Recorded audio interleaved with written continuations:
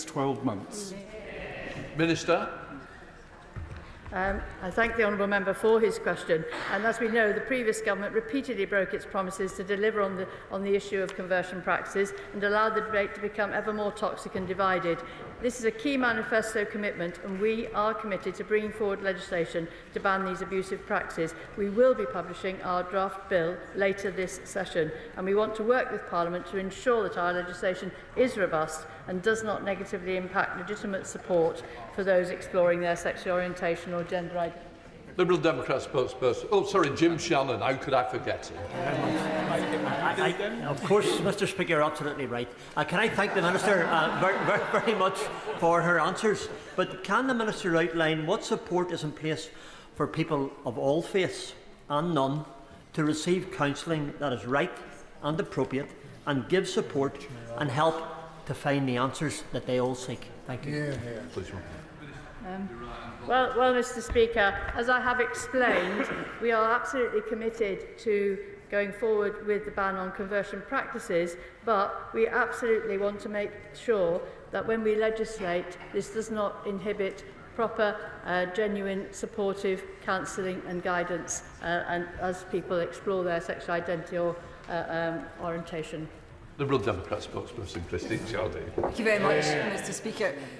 As Liberal Democrats, we have been concerned about the lack of a draft bill on conversion practices. So I am relieved to hear what the Minister says today. But if I could ask her to reassure the House that given the amount of fear and anxiety there is amongst the trans community in this country, that the bill, when it comes forward, will be UK-wide to overcome the Scottish Government's withdrawal of their proposals, and that further the Government will consider whether we need fresh legislation in this country to deal with all the issues in the Equalities Act which have been raised by the EHRC interim guidance and the Supreme Court judgment. Well, Mr. Speaker, I think that's a real range of questions there, but I can absolutely assure her that we are bringing forward a legislation which affects England and Wales, but we are in talks with officials in the Scottish Parliament on that issue, that very issue, and I can assure her that we will be bringing this legislation forward very soon, and that there will be a proper opportunity for that pre-legislative scrutiny, which I know that she will want to take part in. Good job. Number 2, sir. Thursday. Thank you, Mr. Speaker. And with permission, I will answer questions 2 and 9 together. Attainment for boys is on average lower than for girls. This government is determined to understand and address the drivers behind this. We are focused on driving educational excellence everywhere for every child in every school. And my school's white paper in the autumn will set out our vision for a system that delivers on excellence for everyone. Luke and John. I thank the Secretary of State for her answer. The recent research by the Centre for Social Justice showed that at Key Stage 1, Key Stage 2, GCSE, A-levels and T-levels, boys are underperforming girls, and we simply cannot allow half a generation not to be allowed to reach their full potential. As part of her approach, would the Secretary of State consider looking at whether boys might need to be taught somewhat differently to girls? Mr. Speaker, I'm grateful for the honourable gentleman's interest in this area and the constructive way in which he's approaching what I think is a really important topic, and I too have looked at the research from the Centre for Social Justice, which does provide some important pointers. We will, of course, through the Schools White Paper, consider all ways in which we can better support boys and young men as one group. That, Mr. Speaker, is because where it comes to free school meals eligible white British boys, we know that their performance is particularly low, and I have to say that is something that we have inherited from the party opposite. Dr. Luke Evans. Thank you, Mr. Speaker. The logic behind having a women's minister was the idea that women present and have different problems in society.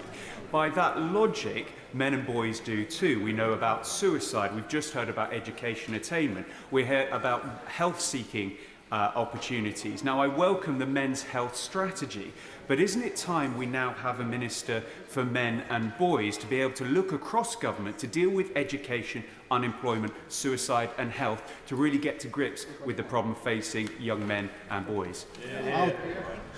Mr Speaker, the Honourable Gentleman raises some important areas of concern, whether it's around health outcomes, around suicide, around educational outcomes, and the need to better support boys, young men and men right throughout their lives. You'll appreciate, Mr Speaker, that matters of ministerial appointments are for the Prime Minister, so I won't be getting ahead of myself and making any announcements today from the dispatch box. George Simons. Thank you, Mr Speaker. As a boy, Billy Boston dreamed of playing rugby union for Wales and for Cardiff, but he was never selected because he was black. Wigan and Rugby League welcomed him with open arms. And Rugby League has always been a sport that champions equality. It was created by working class men who wanted to be paid a fair wage. And now, Wigan Warriors women's team have won the Challenge Cup. So will the Secretary of State join me and millions across the North in celebrating Rugby League as a sport that has always judged people by the content of their character and not their race, class or sex, and in congratulating Billy and his family on becoming Sir Billy Boston? I'm grateful, Mr Speaker, and to my honourable friend for his question. I join in my congratulations to Billy and his family. Right across sport, we do want to make sure that no one is held back by outdated stereotypes, whether that relates to their sex, to their race or to their background. And as a government, we're committed to ensuring that all young people have access to high-quality sport and other opportunities. Jonathan Brash. Thank you, Mr Speaker. As a former A-level teacher, one of the concerns that I had, in addition to the disparities between boys and girls in educational outcome, was the disparity in educational choice. Physics class, maths classes dominated by boys, English literature, psychology dominated by girls. Different subjects that develop different skills. Does the Secretary of State share my concern at that disparity? Does she have any plans to address it? My honourable friend brings real expertise, and I listened very carefully to what he had to say. We will, of course, consider those issues through the Schools White Paper later this autumn. The Curriculum and Assessment Review is also underway and is considering all aspects of how we can make sure that young people have access to a broad and rich curriculum. But I'd also add that, in addition, we know that poverty is a real barrier for so many of our children, and that's why I'm delighted that this Labour government is expanding free school meals eligibility, lifting 100,000 children out of poverty. Joe Franklin. Question number 3, Mr Speaker. Minister. Mr Speaker, the Digital Inclusion Action Plan, published in February, sets out plans to widen access to devices, drive digital upskilling, break down barriers to participation and support people in their own communities. The plan highlights disabled people as one of 5 priority groups more likely to be digitally excluded, and so particularly in the focus for the activity. Joe Franklin. I thank the Minister for his answer. My constituent contacted me specifically around the Digital Inclusion Action Plan and explained he has a voice disability, spasmodic dysphoria, and as a result he struggles to access essential services like banking because automated phone systems just can't understand his voice. There's often no clear way to bypass these systems, and alternatives like web chat are slow and ineffective. This is a growing issue for many with communication disabilities. What steps is the Minister taking with Cabinet colleagues to ensure services remain accessible, and will this be addressed through the Digital Inclusion Action Plan? Well, the Honourable Lady raises some very interesting points. The action plan outlines 5 initial actions, including an ambitious digital inclusion innovation fund. Now, I don't know whether there are ideas there that could be taken forward to address the concerns that she's raising. But we do want to be ambitious in all of this, and in the Green Paper, the Pathways to Work, published a couple of months ago, we talked about assistive tech and making that more widely available, and maybe there are some solutions there that could be taken forward. But I'd be very interested to talk to her about what more we might do. Chris Vince. Thank you, Mr Speaker. 2 weeks ago, I had the opportunity to visit Harlow Job Centre and meet the fantastic work coaches there and see the important work they're doing, helping people in Harlow get back into employment. However, digital inclusion was one of the issues they raised. Would the Minister agree with me? Something we need to look at is how we can support people back to work, give them more face-to-face appointments and help provide them with training and digital skills where they need it. My honourable friend is absolutely right, and one important issue is the tech that's available available in job centres, making sure that's appropriate for what people need. Part of the action plan is the launch this summer of the IT for Reuse Charter, encouraging organisations to set up device donation schemes, and we think they can play a helpful part as well. Thank you. Question number 4, please, Mr. Speaker. Mr. Speaker, with women waiting up to 10 years for an endometriosis diagnosis, we are committed to improving the diagnosis, treatment and ongoing care for women with gynecological conditions. This includes approving 2 new pills to treat endometriosis this year, investing £5.6 million into much-needed research and taking action to cut gynecology waiting lists through our elective reform plan. This government is committed to prioritising women's health as we build an NHS fit for the future. Steve Young. I'd like to thank the Minister for her answer, and I know that my constituent Samantha, who asked me to raise this question today, will also be grateful for that reply. Further to her response, I wonder if the Minister will also work with colleagues across government to ensure that once the Employment Rights Bill has passed, the needs of those with menstrual health conditions like endometriosis are properly reflected in guidance and employer support, and that organisations such as Endometriosis are engaged in this process. Thank you, Mr. Speaker. I thank my honourable friend for raising this. Far too many women, like Samantha, are forced to leave work because they don't get the support they need. That's why we're meeting the needs of women with endometriosis in the workplace through a number of measures in the Employment Rights Bill, strengthening statutory sick pay, making flexible working available to more people, and opening up conversations about women's health through employer action plans will benefit all employees managing the condition. We're turning the commitments in the Women's Health Strategy into tangible actions. Gregory Stafford. Thank you, Mr. Speaker. What commitment can the Minister give that the Community Diagnostic Centre programme, which was started under the Conservative government, will be... I'll start again, Mr. Speaker. What commitment can the Minister give that the Community Diagnostic Centre programme that was started under the last government will be used effectively to treat and diagnose not just endometriosis, but all of those conditions listed in the Women's Health Strategy? Minister.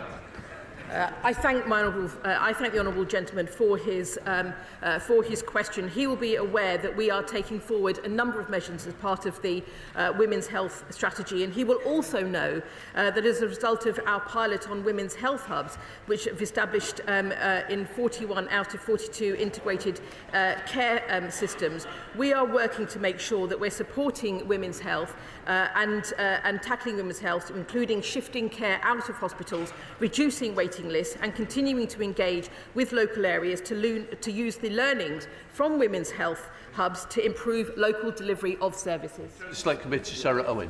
Thank you, Mr. Speaker. Women are waiting up to 10 years for diagnosis for endometriosis and adenomyosis.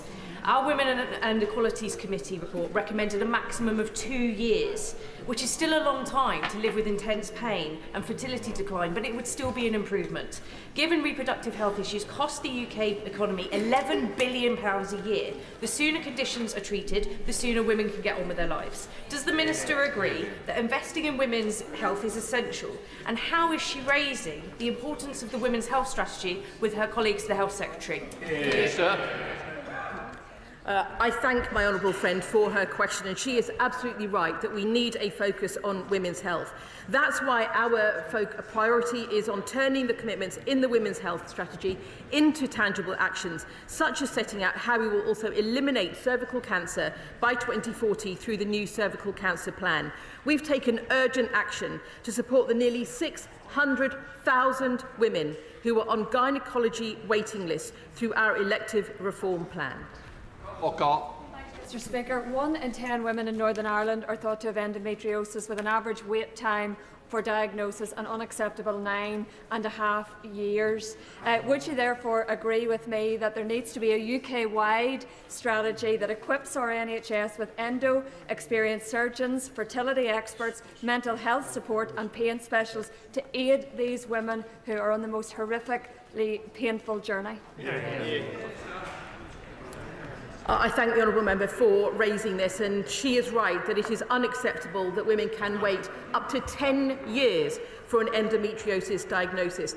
The National Institute for Health and Care Excellence's updated guidelines on endometriosis makes firmer recommendations on referral and investigations, and this will also help women receive a diagnosis and effective treatment faster. It's also important that we continue to work across the whole of the UK as closely as we can on this important issue. Mamala Puttigal. Question number 5, Mr. Speaker.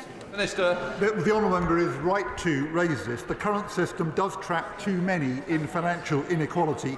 We want disabled people to have chances in work which others have always taken for granted. We'll invest an additional £1 billion a year by the end of the decade in work, health and skills support. I've spoken with several disabled constituents who are deeply fearful about the proposed cap to the limited capability for work and work-related activity element of universal credit. Research by Sense shows that 1 in 4 disabled people with complex needs could be pushed into debt if these changes go ahead. Will the Minister and his colleagues in the Department for Work and Pensions review this damaging proposal? Minister. Thank you, Mr. Speaker. At the moment, there are 200,000 people out of work on health and disability grounds who'd love to be in a job and say they could be in a job today if they had the support to make that possible for them. We are determined to provide them with that support. Dixon. Mr. Speaker, as the Minister knows, PIP is a passport benefit for carers allowance. The government's impact assessment suggests approximately 150,000 family carers will lose out due to the proposed changes to the eligibility of PIP. What further analysis have the government done of the financial impacts of welfare reform on family carers?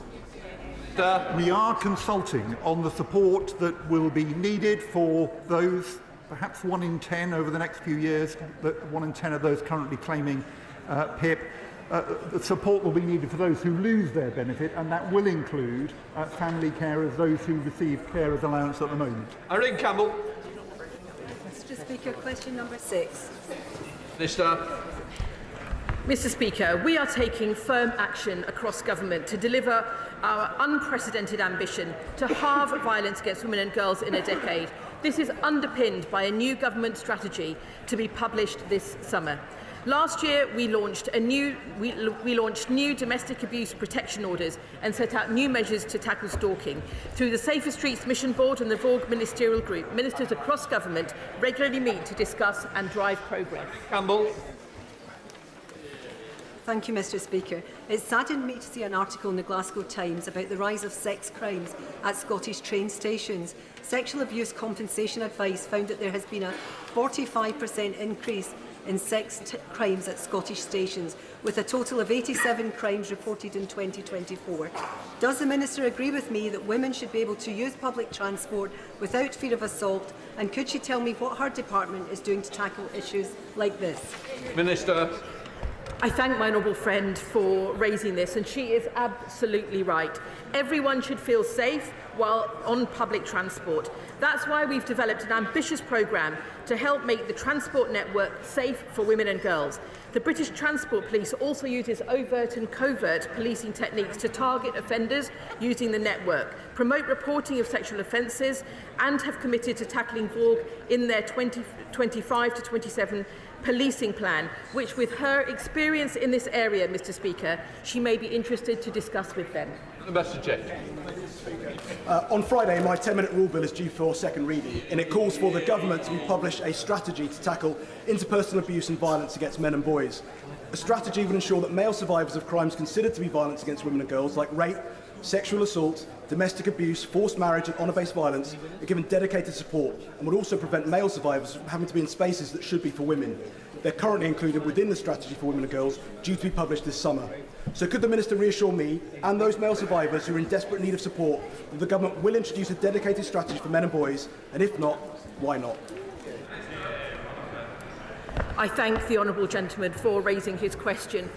This is an issue that does affect women more than women and girls more, but I take the points that he's raised, and it is important that all people get the support that they need, and that I will look forward to looking at his private member's bill closely.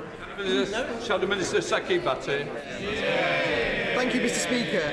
Time and time again, we on this side of the House have asked the government to hold a national statutory inquiry into the grooming gang scandal. Time and time again, the government ministers insisted the 5 local inquiries would be enough, despite there being a suspected 50 towns with grooming gangs operating in them, as reported by Charlie Peters from GB News. So let me ask the Minister today, now after the Casey review and the announcement of the National Commission, what reassurances can she give to victims that the 50 suspected towns will be investigated, and in a town or city which refuses to have an inquiry where there is a suspected grooming gang operating, will the Minister be able to compel the Commission to investigate? Or in other words, does the government have any accountability whatsoever? Yes. Mr. Speaker, the Shadow Minister may not have listened to the statement closely on Monday because that was also confirmed by the Home Secretary. But what the Shadow Minister may want to know is that earlier this year, the Financial Times told us the reality of what went on inside the last government when it came to Alexis Jay's report.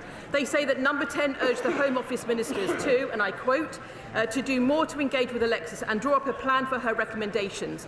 What one veteran admitted is that the report came at an unfortunate time and was maybe to some extent deprioritised or forgotten.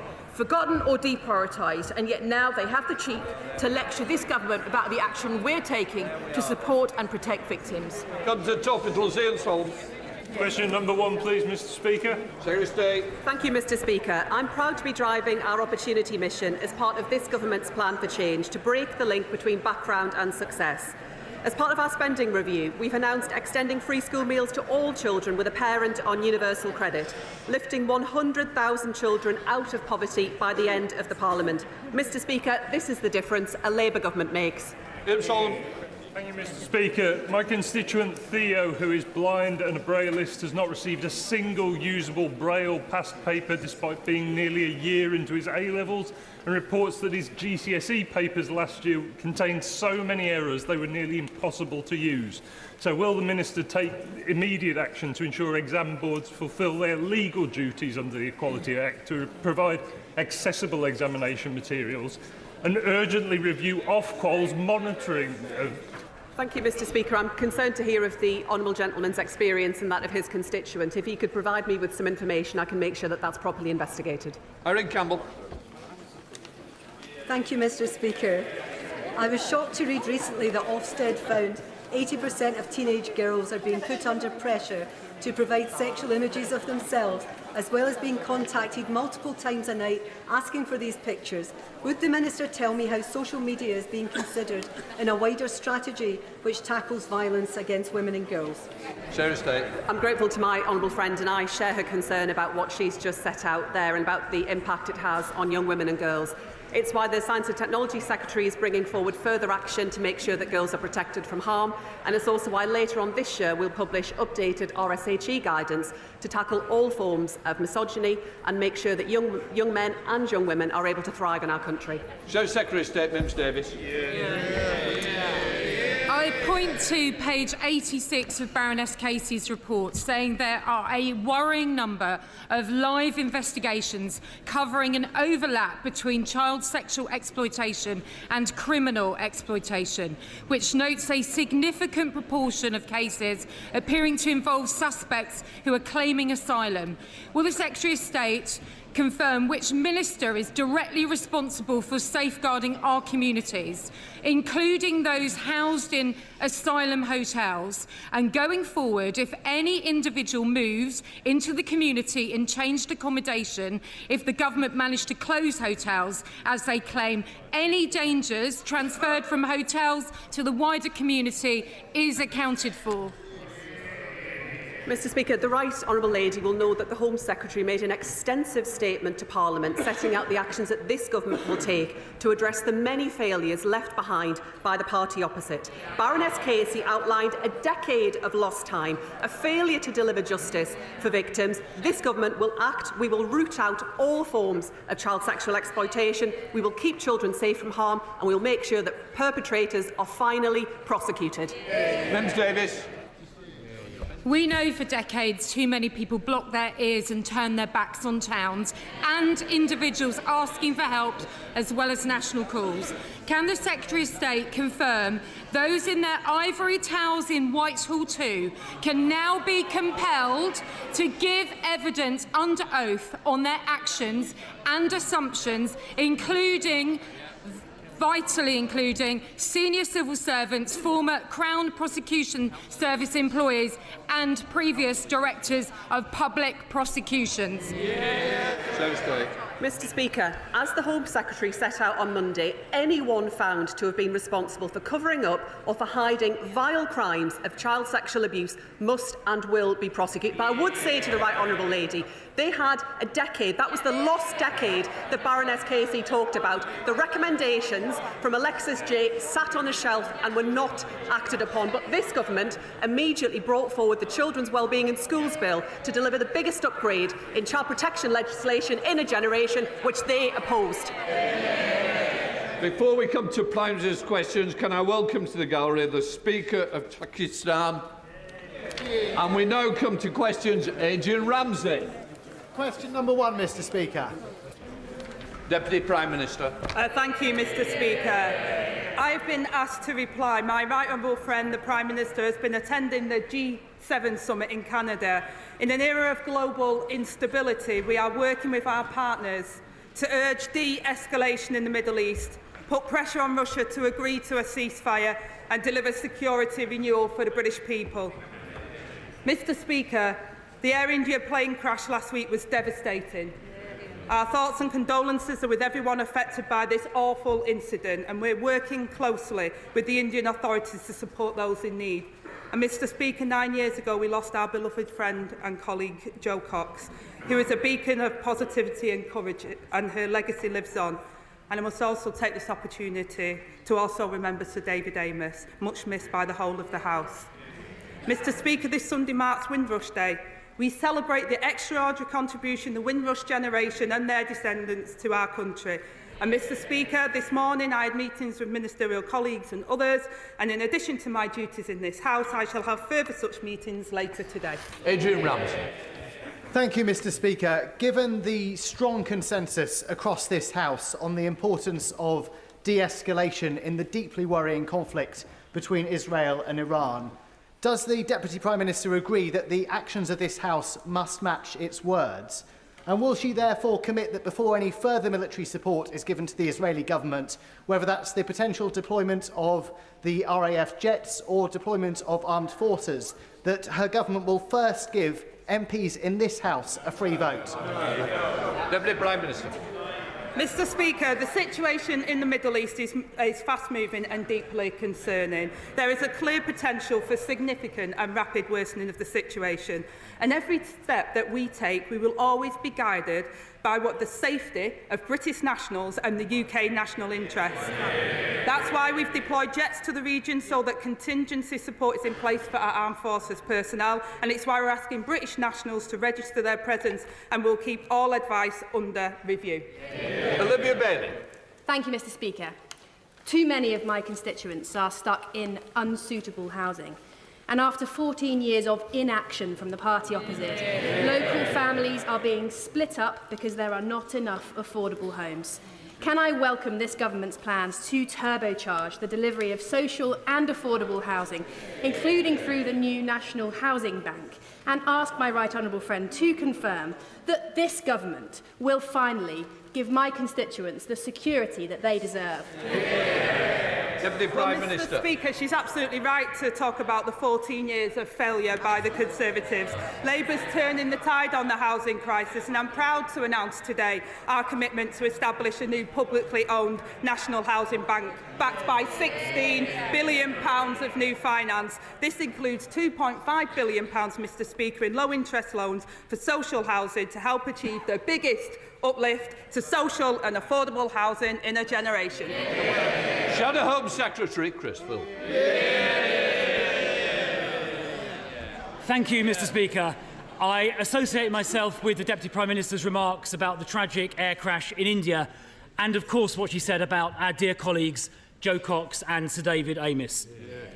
I also join her in calling for de-escalation between Israel and Iran, while noting everything possible must be done to stop Iran getting a nuclear weapon. Yesterday, the Leader of the Opposition and I met with survivors and family members of the rape gang scandal. Fiona, Teresa, Lucia and Marlon. They told us how authorities deliberately covered up the systematic rape of young girls and some boys by gangs of predominantly Pakistani heritage men. They covered it up because they cared more about so-called community relations than about protecting vulnerable girls. That is disgusting. The survivors told us they will only have confidence in an inquiry if it is independently led, has full statutory powers, covers all 50 towns affected, including Bradford, if those who covered this up are prosecuted, if foreign perpetrators are all deported, if survivors are closely involved, and if it is set up before the summer recess. Can the Deputy Prime Minister give the survivors and their families those assurances? Deputy Prime Minister. Well, Mr. Speaker, first of all, can I thank him for his tone and putting the survivors and victims at the heart of his question here today.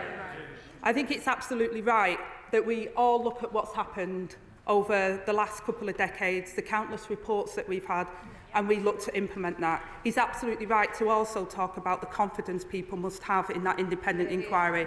And the member, my friend, the Shadow Home Secretary, spoke about that earlier this week in regards to Baroness Casey's report. So we will take that forward at speed, Mr. Speaker. It will be independent, it will have statutory powers, and we will implement the J report, which was he will have known about as the Shadow Minister in charge, the Minister in charge at the time, and we'll get on with taking the action. I hope members of his party will take his tone in making sure the whole House put the victims first and we all work together to get to the bottom of it. Well, I thank the Deputy Prime Minister for her answer. It is vital that scandals like this are never again covered up because of the racial background of perpetrators. And Baroness Casey's report said people who downplay the ethnic dimension are letting victims down, to use her words.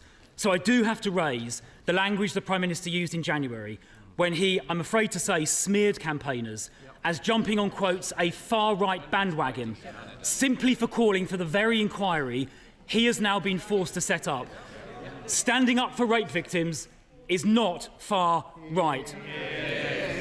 So will the Deputy Prime Minister apologise for what the Prime Minister said? Deputy Prime Minister. Well, I say, Mr. Speaker, that the Prime Minister did not just raise issues but acted on them. He brought the first prosecutions against grooming gangs, called for action to address ethnicity issues in 2012. And the honourable member will know that the data that the previous government collected was inaccurate and not complete. And Casey recognised this, and it's one of the recommendations that we will be taking forward. The Prime Minister made those comments specifically about Tory ministers who sat for years in the government and did absolutely nothing about this scandal. Smearing campaigners standing up for rape victims as far right is completely unacceptable, and the Prime Minister should never have said that. And I commend his predecessor, the member for Richmond, for the grooming gangs task force he set up, which led to 550 arrests in its first year. Now, Baroness Casey's report also said that a significant number of rape gang perpetrators were non-UK nationals or were asylum seekers, many of whom entered the country illegally. And we know, of course, that most illegal immigrants crossing the Channel are young men contrary to what the Chief Secretary said last week. So does the Deputy Prime Minister now accept that the small boats crisis is a crisis of public safety as well as a border crisis? Deputy Prime Minister. Well, Mr Speaker, this is a very serious issue and more needs to be done. Let me update the House. Working with our allies, we've carried out a series of major arrests to tackle smuggling gangs behind this vile trade. In the past month, a ringleader that smuggled almost 4,000 migrants has been jailed for 25 years. We could go further thanks to the law enforcement agreements we struck with Germany, Italy, Serbia and the Balkan states. In stark contrast to the honourable gentleman, he was the man at the heart of the Home Office when immigration soared. We lost control of our borders and spent £700 million of taxpayers' money on persuading just 4 volunteers to be removed from Rwanda. I take no lectures. If she wants to find out who's lost control of our borders, I suggest she looks to her immediate right.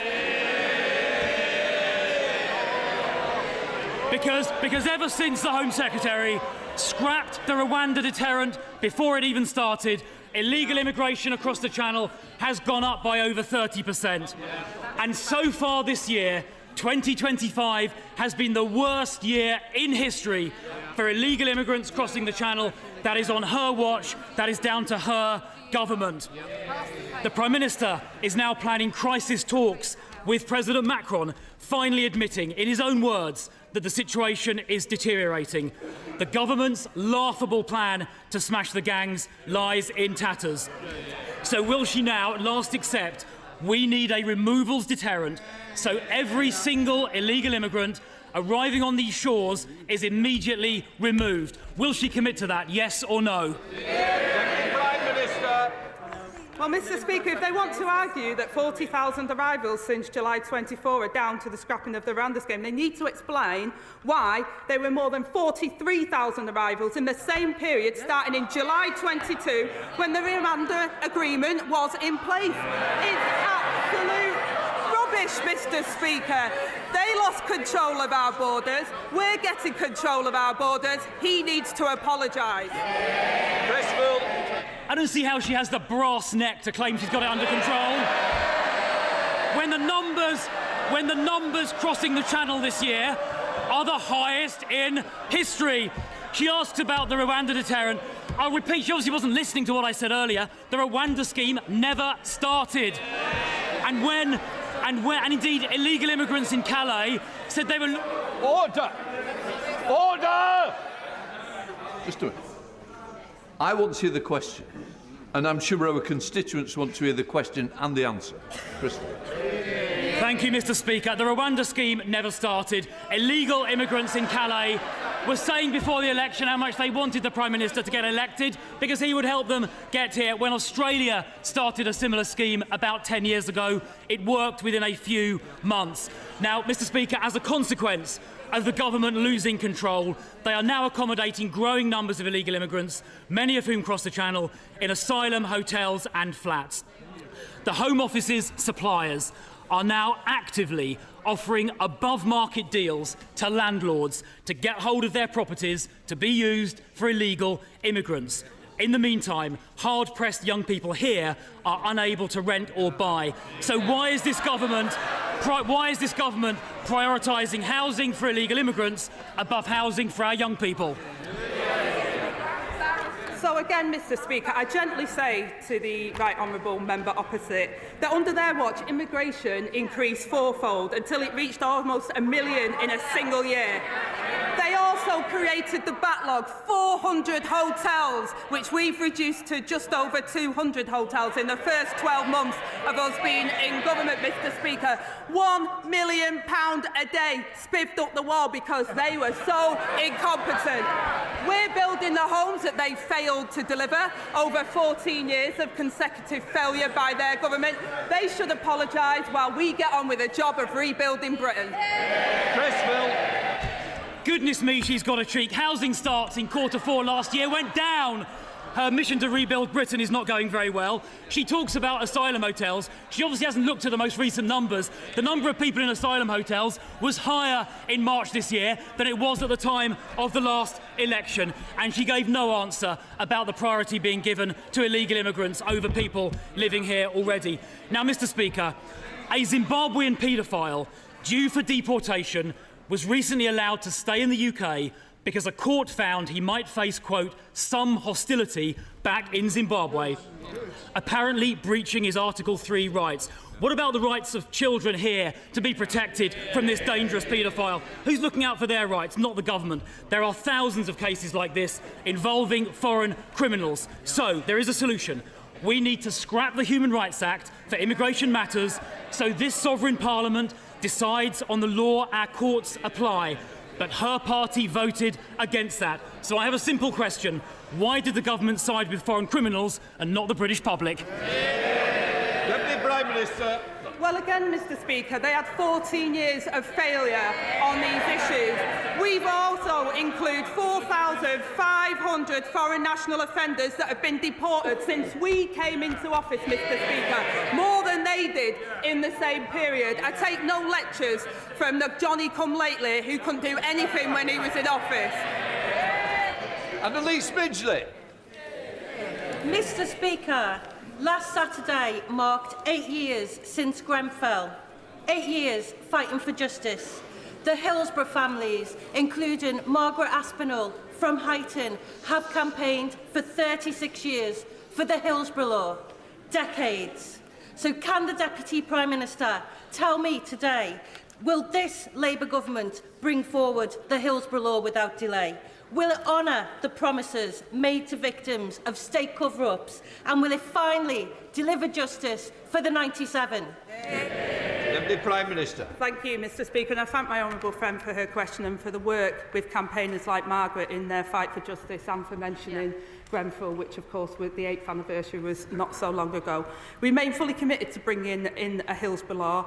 The state has failed victims and their families too many times in the past, and that is precisely why our focus is now on getting the legislation right. I can assure her that measures will be brought forward as soon as we're confident that they will deliver, Mr. Speaker, the justice victims deserve, and we want to do this at pace. Daisy Cooper, Deputy Leader of the Liberal Democrats.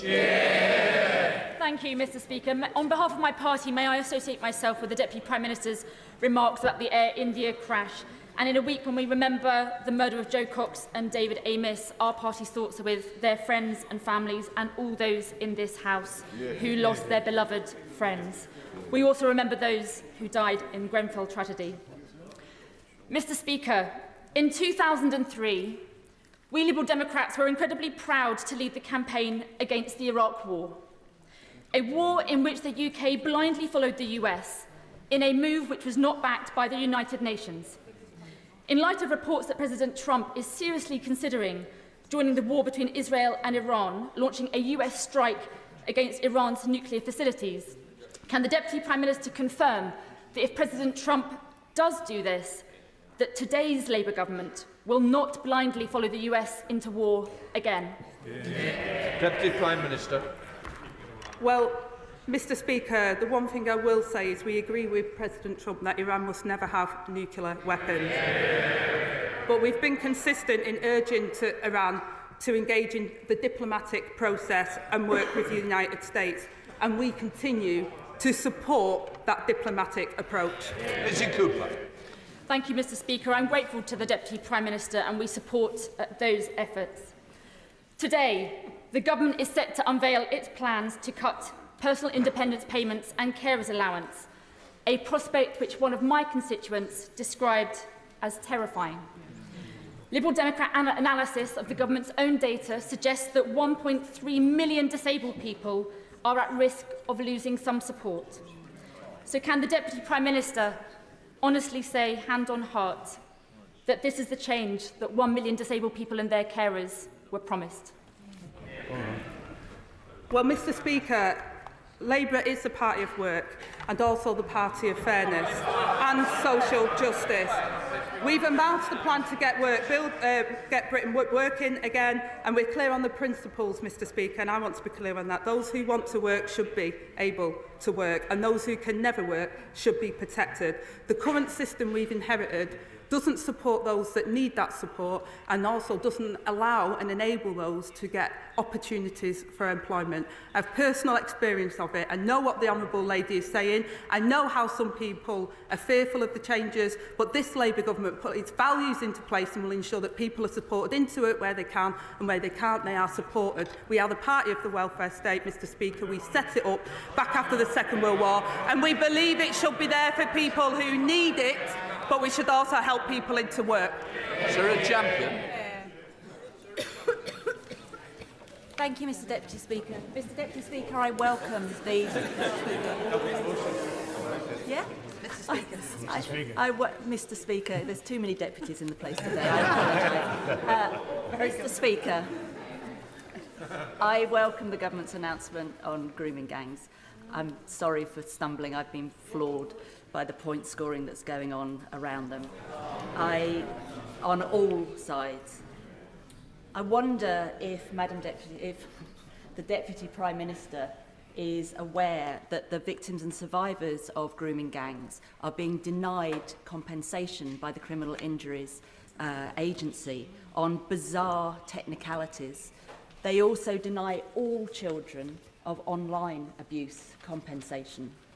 For me, this is a grave injustice, and they think they're better than the judge and jury. So I wonder what the Deputy Prime Minister plans to do, because personally, I think they should be abolished. Deputy Prime Minister. Well, Mr Speaker, my honourable friend is a long-standing advocate for child protection, and I pay tribute to her campaigning on these issues. We share her determination to do what is right for the victims and the survivors, and we recognise that no sum of money can ever fully compensate for the horrors that they've experienced. And we are committed to funding efforts to tackle child sexual abuse in the future and support survivors to rebuilding their lives. And that's why we'll make it easier for victims to make personal injury claims through the civil courts by removing the 3-year time limit. And we're redoubling funding for therapeutic support services. Carla Daniel. Mr Speaker, this week is Refugee Week, an opportunity for this House to show solidarity with those fleeing war, persecution and oppression. Compassion and welcome are core British values, but for decades the Home Office has been undermining those values, as my new report, No Way Home, shows, by treating migration as a crime rather than making it work for our communities and for newcomers. So will the Deputy Prime Minister read the report and consider its recommendation to remove migration from the responsibilities of the failing Home Office? Deputy Prime Minister.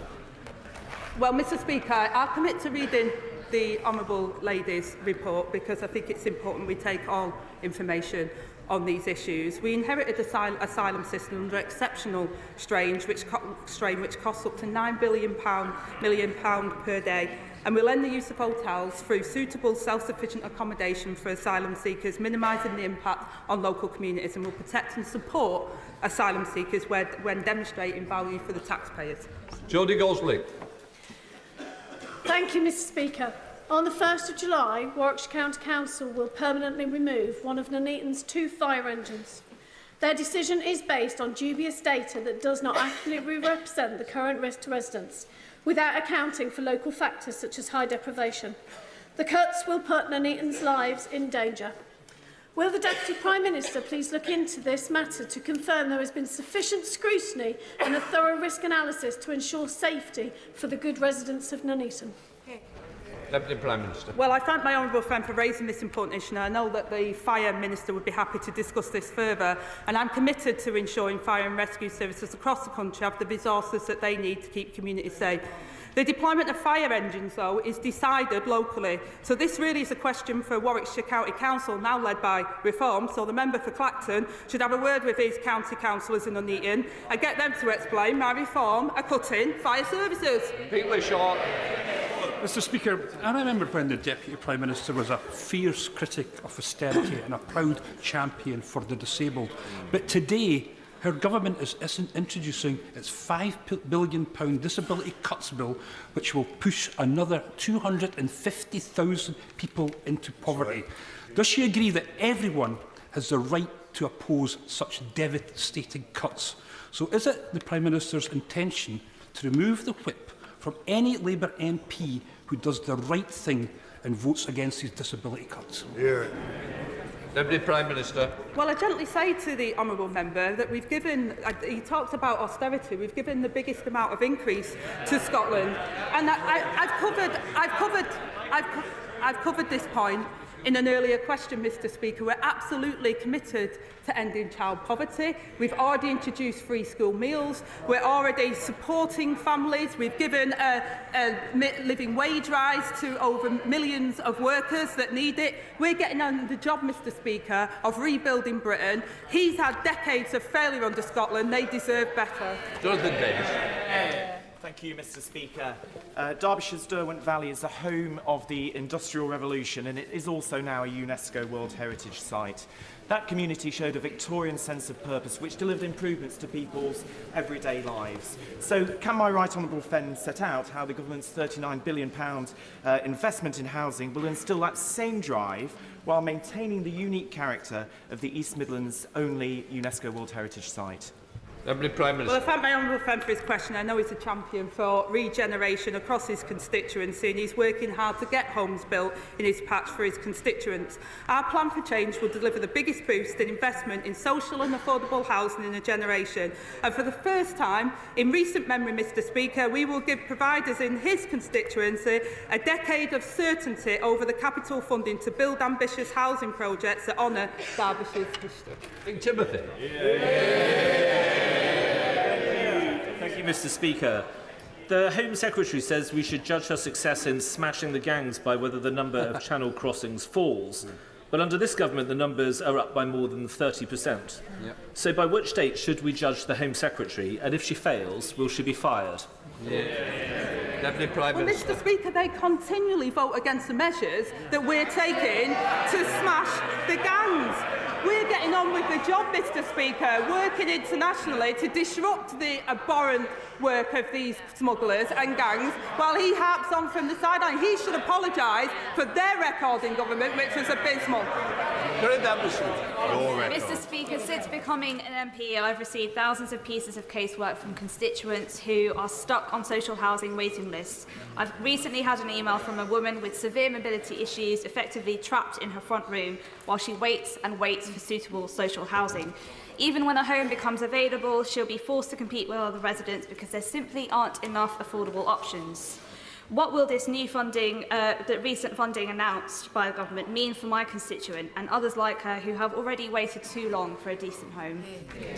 Deputy Prime Minister. Well, I thank my honourable friend, Mr Speaker, for highlighting the case, because it's not an isolated case. We inherited a really dire situation, and there's far too many people that don't have a safe and secure home that meets their needs. My right honourable friend, the Chancellor's announced a record funding, almost double the level provided by the previous government, who ended up handing back the cash for social and affordable homes, and Labour's plan for change, renewing our country and investing in Britain's future. Other House, Sir Edward Lee. When the government, quite rightly, gives full and unequivocal support to Israel in its bid to end the scourge of Iran's nuclear weapons programme forever, will the government also work with our allies to try and convince the Israeli government that it's not in the long-term security interests of Israel to carry on with this policy of illegal settlements in the West Bank, which is simply leading to radicalisation and desperation throughout the region? Have not the overwhelming majority of Palestinian people have the right to yearn for peace and security in their own homeland, as the Jews yearn for their homeland for 2,000 years? Deputy Prime Minister. Mr Speaker, I thank the Father of the House for his important question. Settler violence and expansion in the West Bank is appalling and completely unacceptable. Alongside our allies, we have sanctioned individuals responsible for inciting this extremist action, but a two-state solution is the only way to bring peace that the Israelis and the Palestinians deserve, and this is only achievable if the hostages are released, aid surged into Gaza and the ceasefire is restored, and we'll do everything we can to make that happen. Thank you, Mr Speaker. In Scotland, over 10,000 children are stuck in temporary accommodation, including many in my constituency of Stirling and Strathallan. Too many families facing soaring rents, long waiting lists and dwindling options. It's just one of so many policy failings that we're all losing count and losing patience as public confidence in the SNP ability to govern collapses. What advice would she have for the Scottish SNP government as they continue to preside over a chronic failure to invest in the social and affordable housing Scotland so desperately needs? Well, my honourable friend is right, Mr Speaker. Homeless levels are far too high, which has a devastating impact on those affected. Under the SNP, 10,000 children in Scotland shamefully have no fixed home to call their own, a record high. Our decisions have given Scotland a record settlement and the largest since devolution. We saw in Hamilton, Mr Speaker, how Scots are fed up with the SNP's excuses. They've been in power for nearly 2 decades and have nowhere left to hide from their failure. Anne Davies. Diolch, Mr Llefarydd. Welsh farmers are taking hit after hit, from Tory trade deals to Labour taxes. And now, on top of that, blue tongue restrictions affecting Wales and England will hamper cross-border trade. Over 550 farms on the border and key livestock markets rely on summer trading. Once in a year, opportunities like the Royal Welsh Show are crucial, and the disruption will be devastating. So will the Deputy Prime Minister commit to working with Welsh Government on a scheme to compensate for the losses? Deputy Prime Minister. Well, I gently say to the honourable member, you don't deliver for Wales by voting against an extra £1.6 billion for public services like I did at the Senate. We will be making sure that we support Wales and support Welsh farmers, and we'll continue to do that as a UK government. Andrew Bates. Thank you, Mr Speaker. In the spending review last week, the government backed Peterborough with support for our new pool and sports quarter in the city. This commitment has the power to turn years of campaigning into a reality. But that's not all. The government has also recently approved the business case for our new station and given us new police. So can I ask the Deputy Prime Minister, does she agree that this is just the start and that places like Peterborough that were forgotten for too long by the party opposite are now top of this Labour government's agenda? Well, I thank my honourable friend for his comments and flagged by the 2 ladies that have made sure that those things happen. The Chancellor's guaranteed funding to accelerate projects like Peterborough's new sports quarter, including, Mr Speaker, a new Olympic-sized swimming pool. And I can also confirm today that, subject to the business case approval, we will provide nearly £48 million of funding for a new city centre quarter and a refurbished Eastern Station building. Paul Holmes.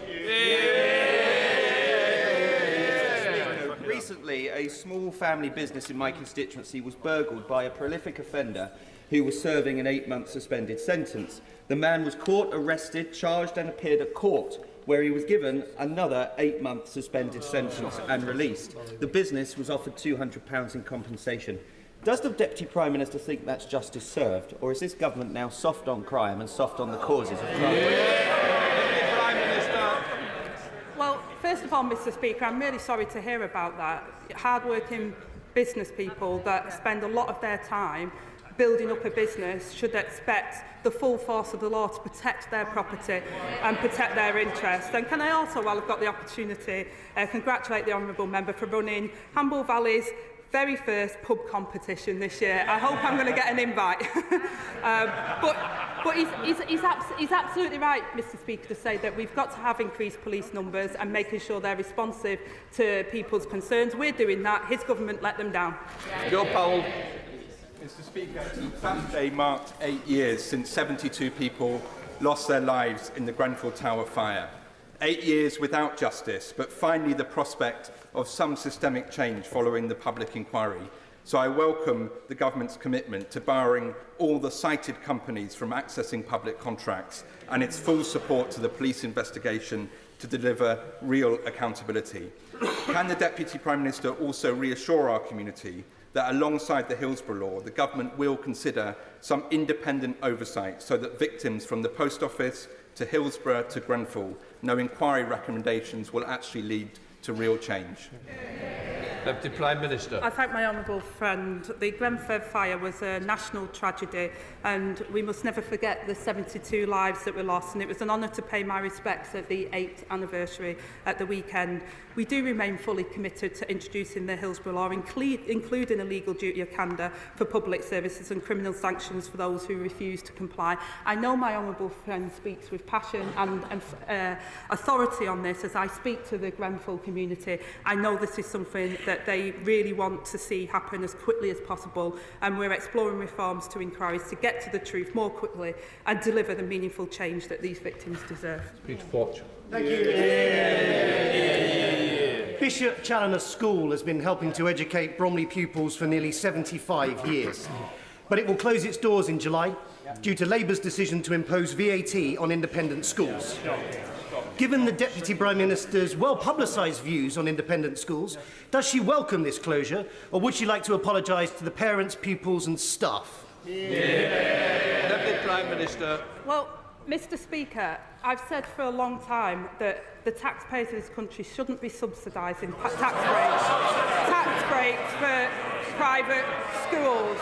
I welcome all schools that give children a great education, but I'm also determined to ensure we've got qualified teachers in every classroom for every child, something their government failed to do. Alan Thompson. Thank you, Mr Speaker. As a trained physics teacher and a former engineering lecturer, can I ask the Deputy Prime Minister what this government is doing to help people improve their maths skills after they have left school? I came across an awful case the other day. A 61-year-old man who believed he'd counted up 7 billion of government spending when there was really only 27 million. What can we do for people like the leader of Reform UK, who evidently can't add up? Deputy Prime Minister. Mr Speaker, my honourable friend highlights an important fact. Reform sums simply don't add up. He'll be pleased to know that we're investing £136 million for skills boot camps, and I will be sure to send the details to the honourable member for Clapton. That completes Deputy Prime Minister's questions. We'll let the front bench change over.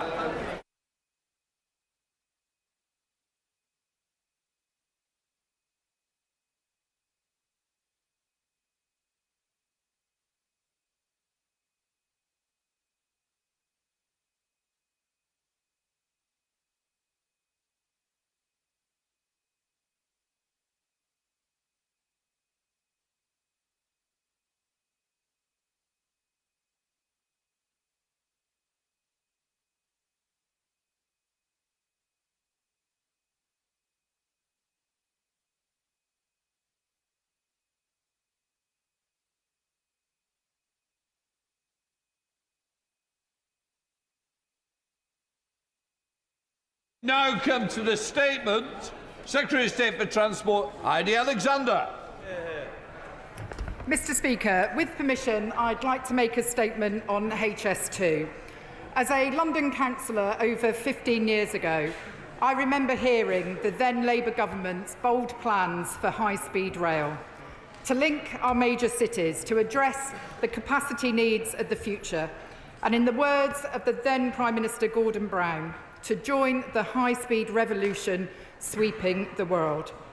It was a vision of a confident nation, a clear signal our great towns and cities in the Midlands and the North, with potential that had been untapped at best and ignored at worst, could be places of opportunity and aspiration again. That was the promise of HS2. But after a decade and a half of Tory timelines planned then delayed, routes drawn up then cancelled, budgets calculated then blown, promises made then broken, we inherited a project that had lost the trust of the public, that created an image of a Britain woefully unable to deliver big infrastructure projects, and that axed swathes of the country it was originally meant to serve.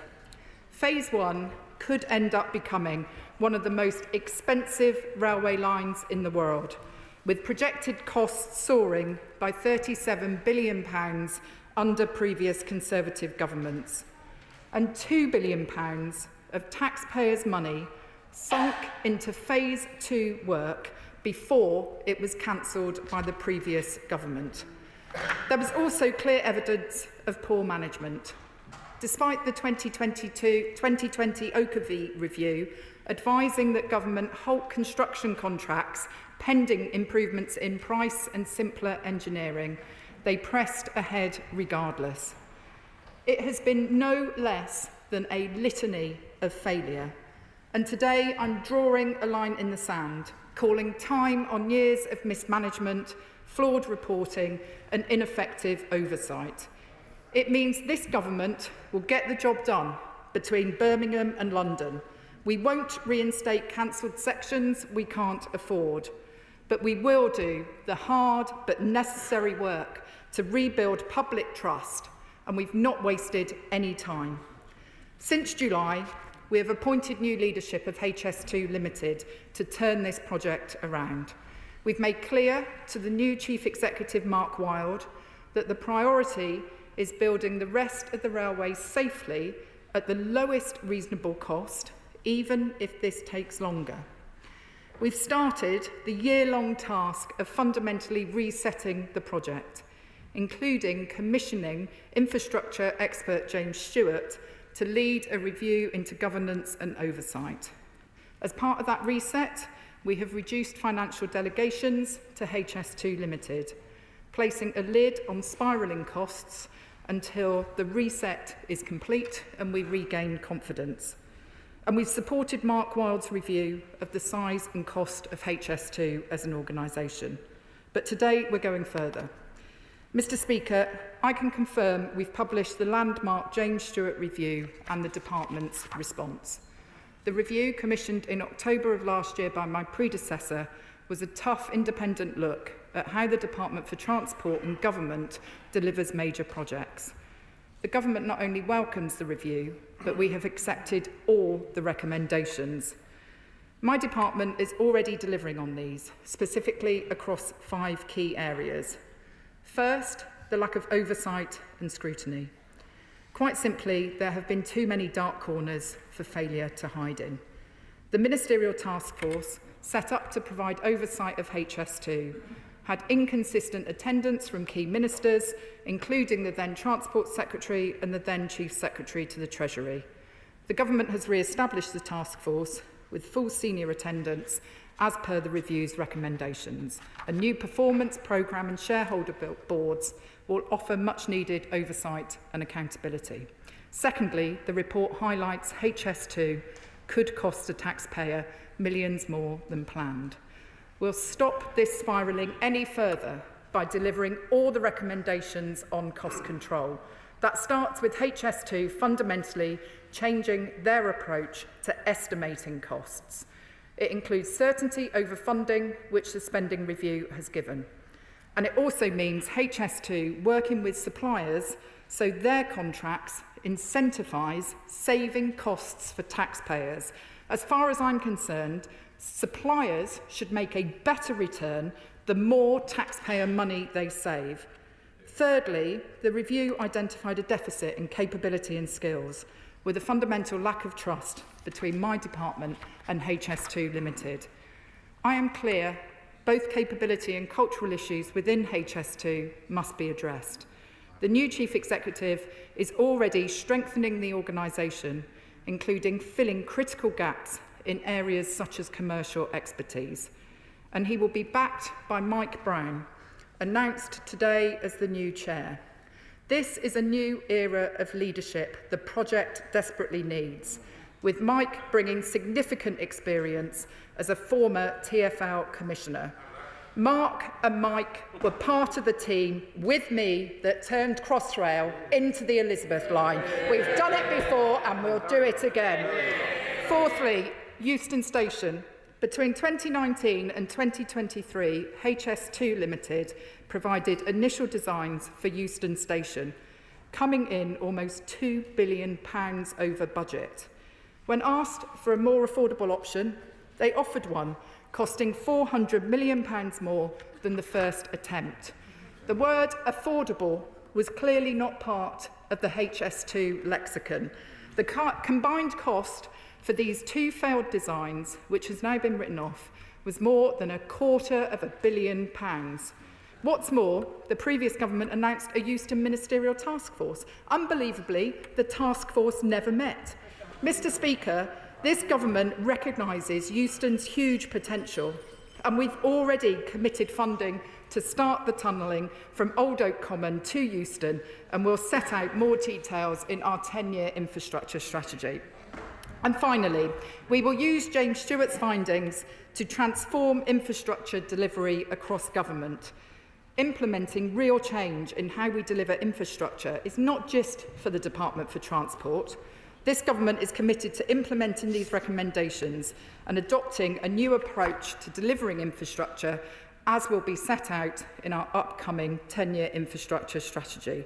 In that spirit, the Prime Minister has also asked the Cabinet Secretary to consider the implications for the civil service and wider public sector of the issues raised in the report, including whether further action or investigation is warranted. Mr. Speaker, we're wasting no time in delivering on this review, and I will update Parliament on our progress through my 6 monthly reports, even if the information is uncomfortable. Because for a government that last week pledged billions in capital investment for new major projects, that believes in the power of transport infrastructure to improve lives and deliver on our plan for change, this level of failure cannot stand. We will learn the lessons of the past 15 years and restore our reputation of delivering world-class infrastructure projects. Mr. Speaker, I've spoken about our inheritance. I've spoken about James Stewart's review. Let me finally turn to Mark Wilde's initial assessment, which lays bare the shocking mismanagement of the project under previous governments. I will place a copy of his interim findings in the library. He stated in no uncertain terms, the overall project with respect to cost, schedule and scope is unsustainable. Based on his advice, I see no route by which trains can be running by 2033 as planned.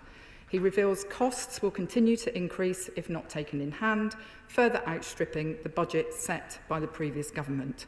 And he cannot be certain that all cost pressures have yet been identified. Mr. Speaker, it gives me no pleasure to deliver news like this. Billions of pounds of taxpayers' money has been wasted by constant scope changes, ineffective contracts and bad management.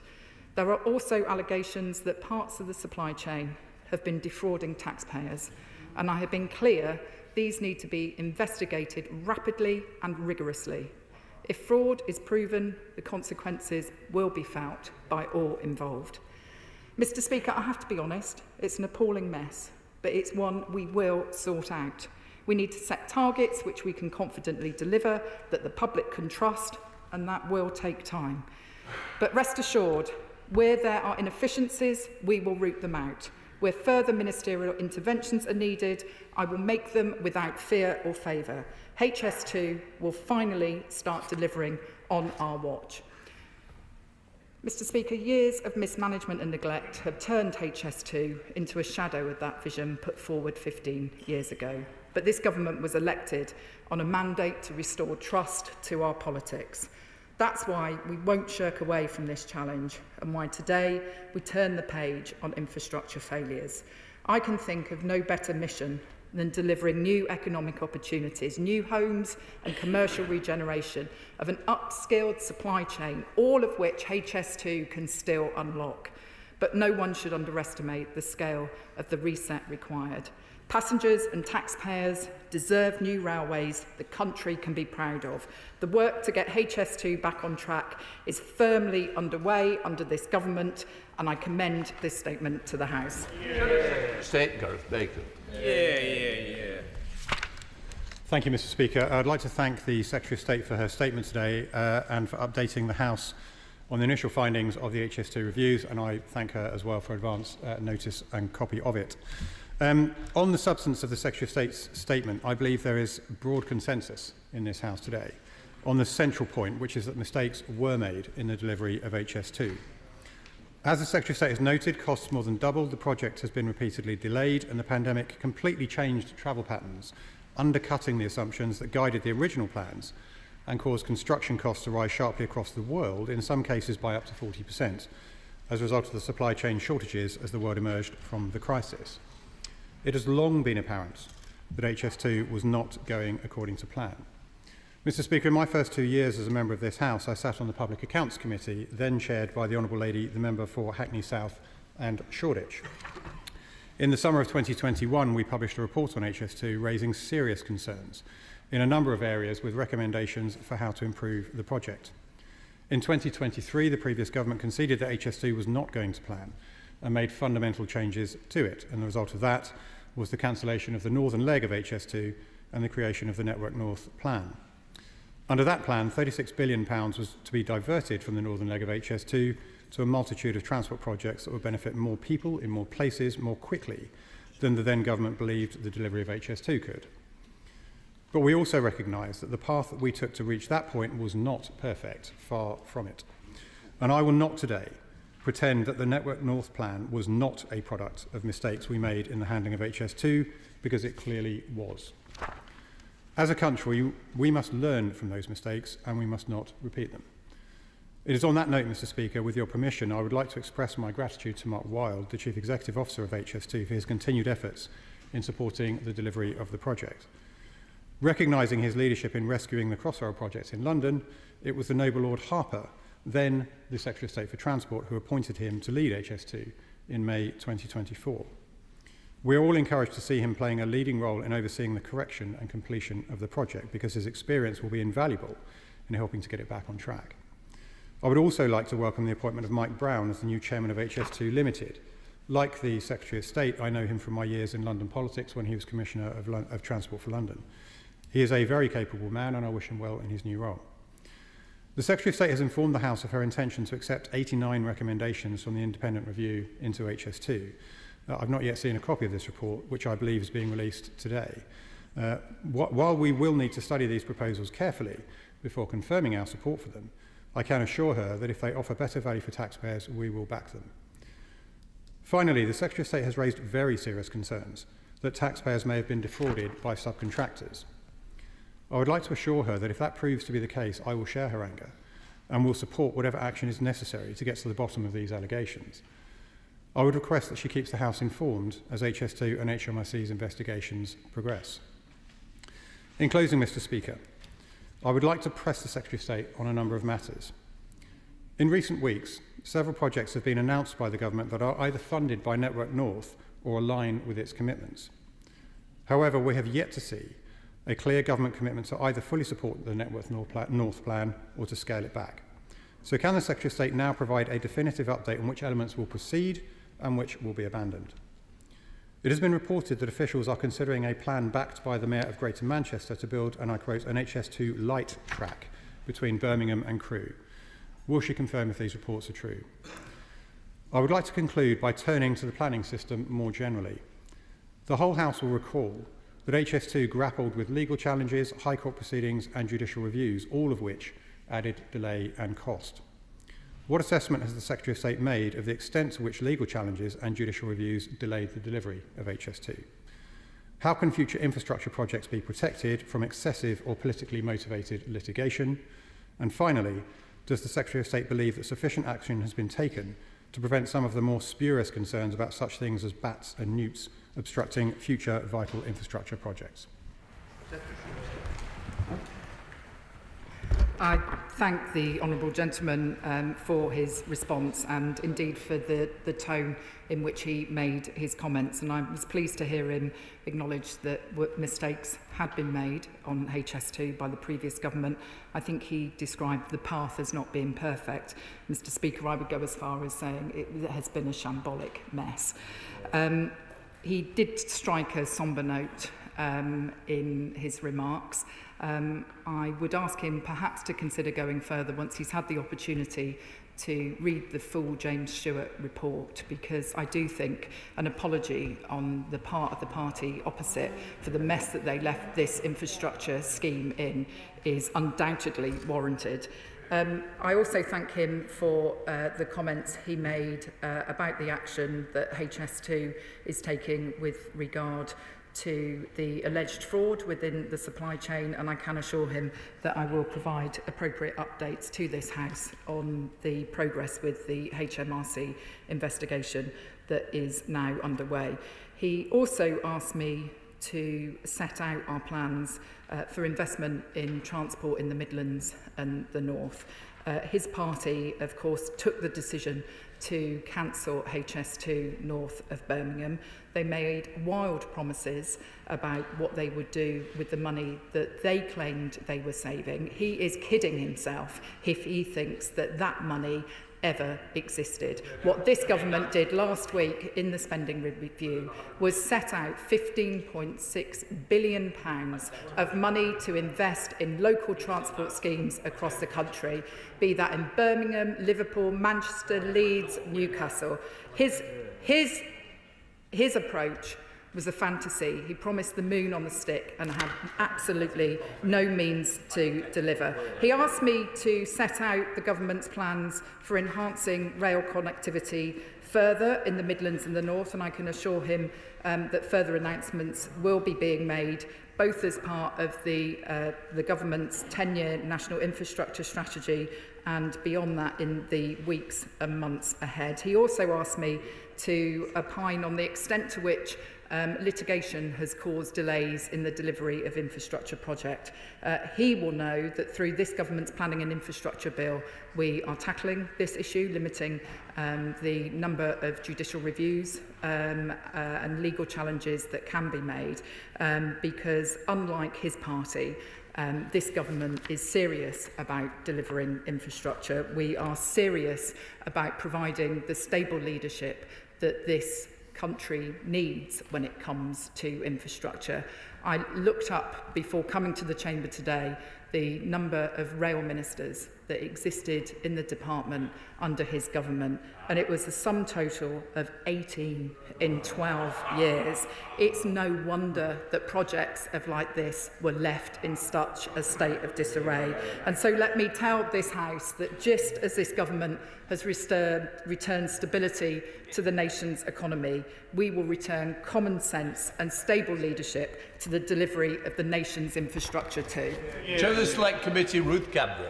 Thank you, Mr. Speaker, and I'd also like to add my thanks to the Secretary of State for the decisive action that she's taken on addressing the causes of the cost overruns on HS2, and we look forward to having Mark Wilde and the Rail Minister at our committee very shortly. First of all, I actually want to celebrate something that the HS2 leadership should be proud of, and that is the work they've done in skills and workforce innovation. They've provided best practice work across the construction industry and transport projects can and in fact are learning from. But finally, Mr. Speaker, could I urge the Secretary of State to get her department to learn from countries like France and Spain that have managed to deliver extensive high-speed rail projects to time and at a fraction of the cost of HS2 here in the UK.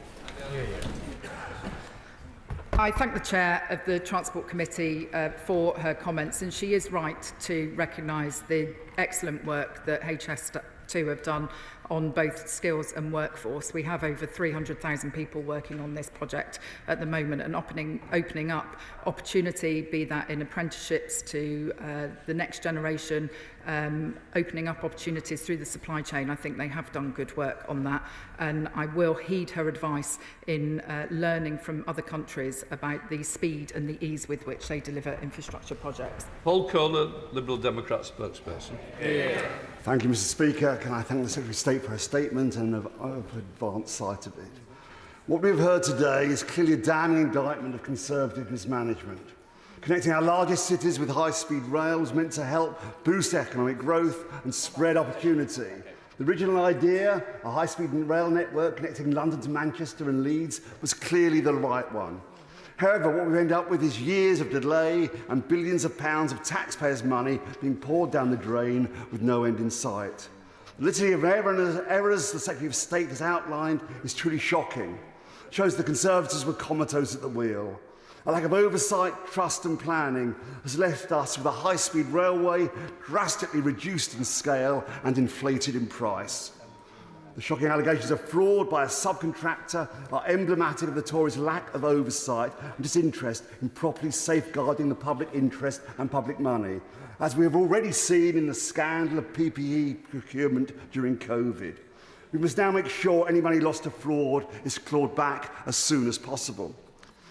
May I ask the Secretary of State three things?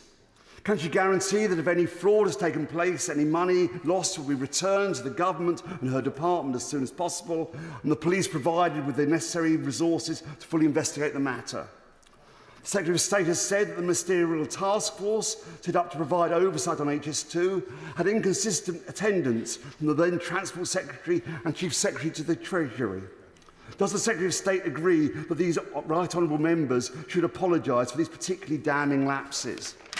And thirdly, we share the Secretary of State's confidence in Mark Wilde and Mike Brown, but can she say when she expects to be able to give the House an accurate assessment of the full costs of the scheme and when HS2 will finally be up and running? Thank you.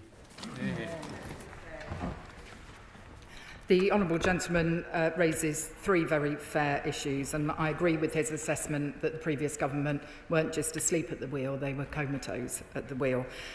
He asks whether the alleged fraud that has happened in the supply chain will be fully investigated and whether monies will be returned to the taxpayer. I can assure him that no stone will be left unturned in getting to the bottom of this matter. He's also right to highlight the question of poor and inconsistent attendance by previous individuals who held either my role or the Rail Minister's role and Treasury roles. I think it is imperative that politicians who have oversight for these infrastructure schemes stay close to the detail of what is happening, both through their own officials and directly with the executive and non-executive leadership of the project. That's certainly what I intend to do. I know the Rail Minister has a monthly meeting with the new Chief Executive. We've already held a meeting at the Ministerial Task Force. There's another one due very soon, and I've had multiple one-to-one conversations with the leadership team at HS2. He asks when I will be in a position to provide a full update on costs and schedule.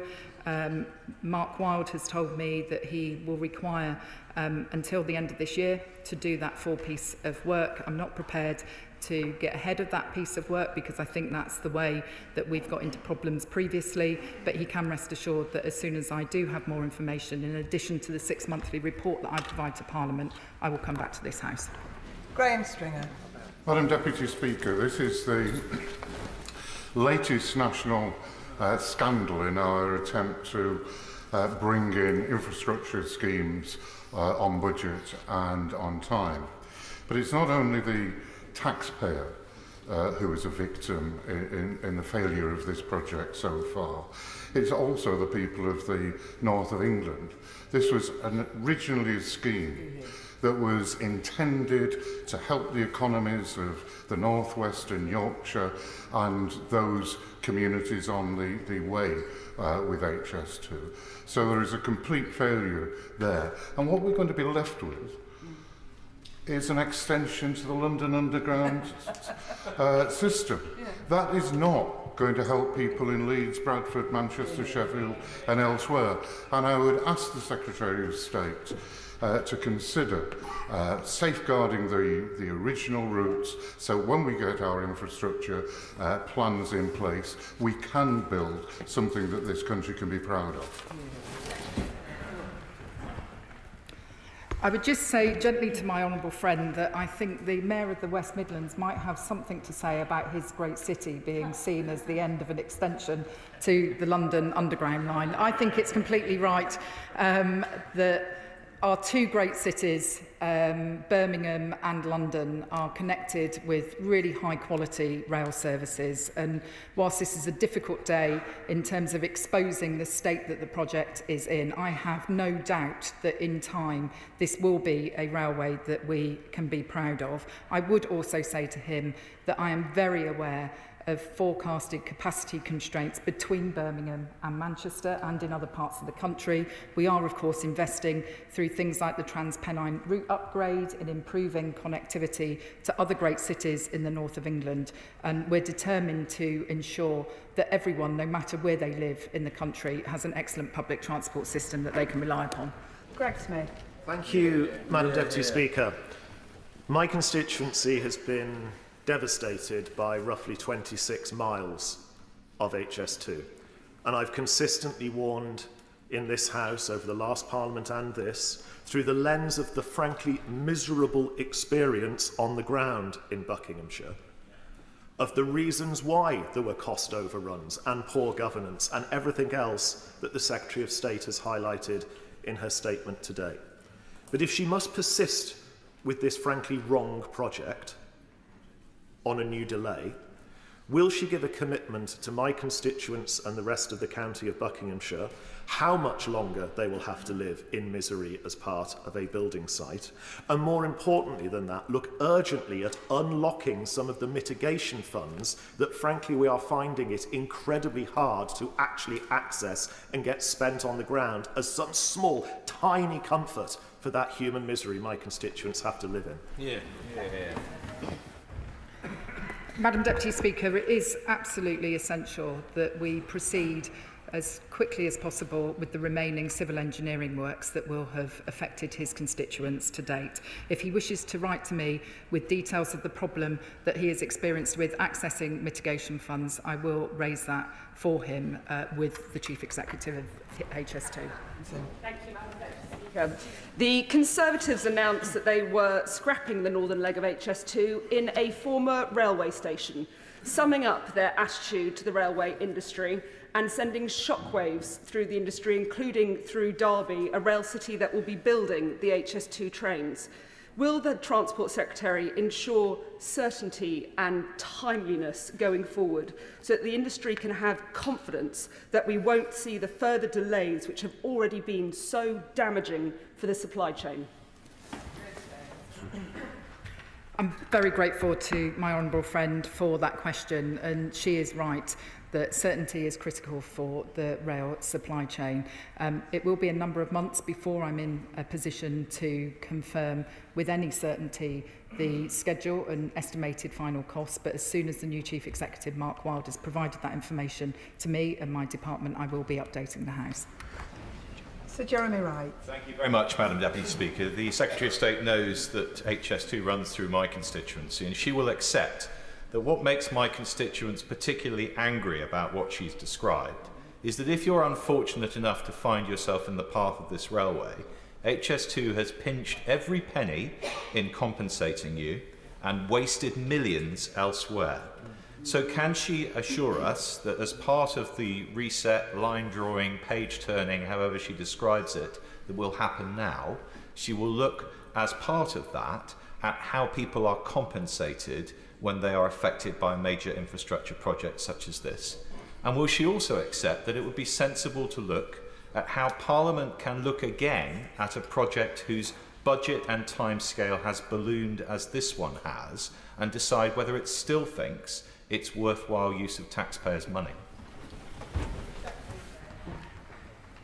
I think the right honourable gentleman is right to point out that we do have some form as a country in seeking to gold plate infrastructure projects, and I know that the last government talked about this railway being the fastest and the best in the world, and quite frankly I would like this country to do things well and to do things properly. I think the point he raises about compensation is one that any government should keep under review, whilst bearing in mind the need to provide value for money to the taxpayer.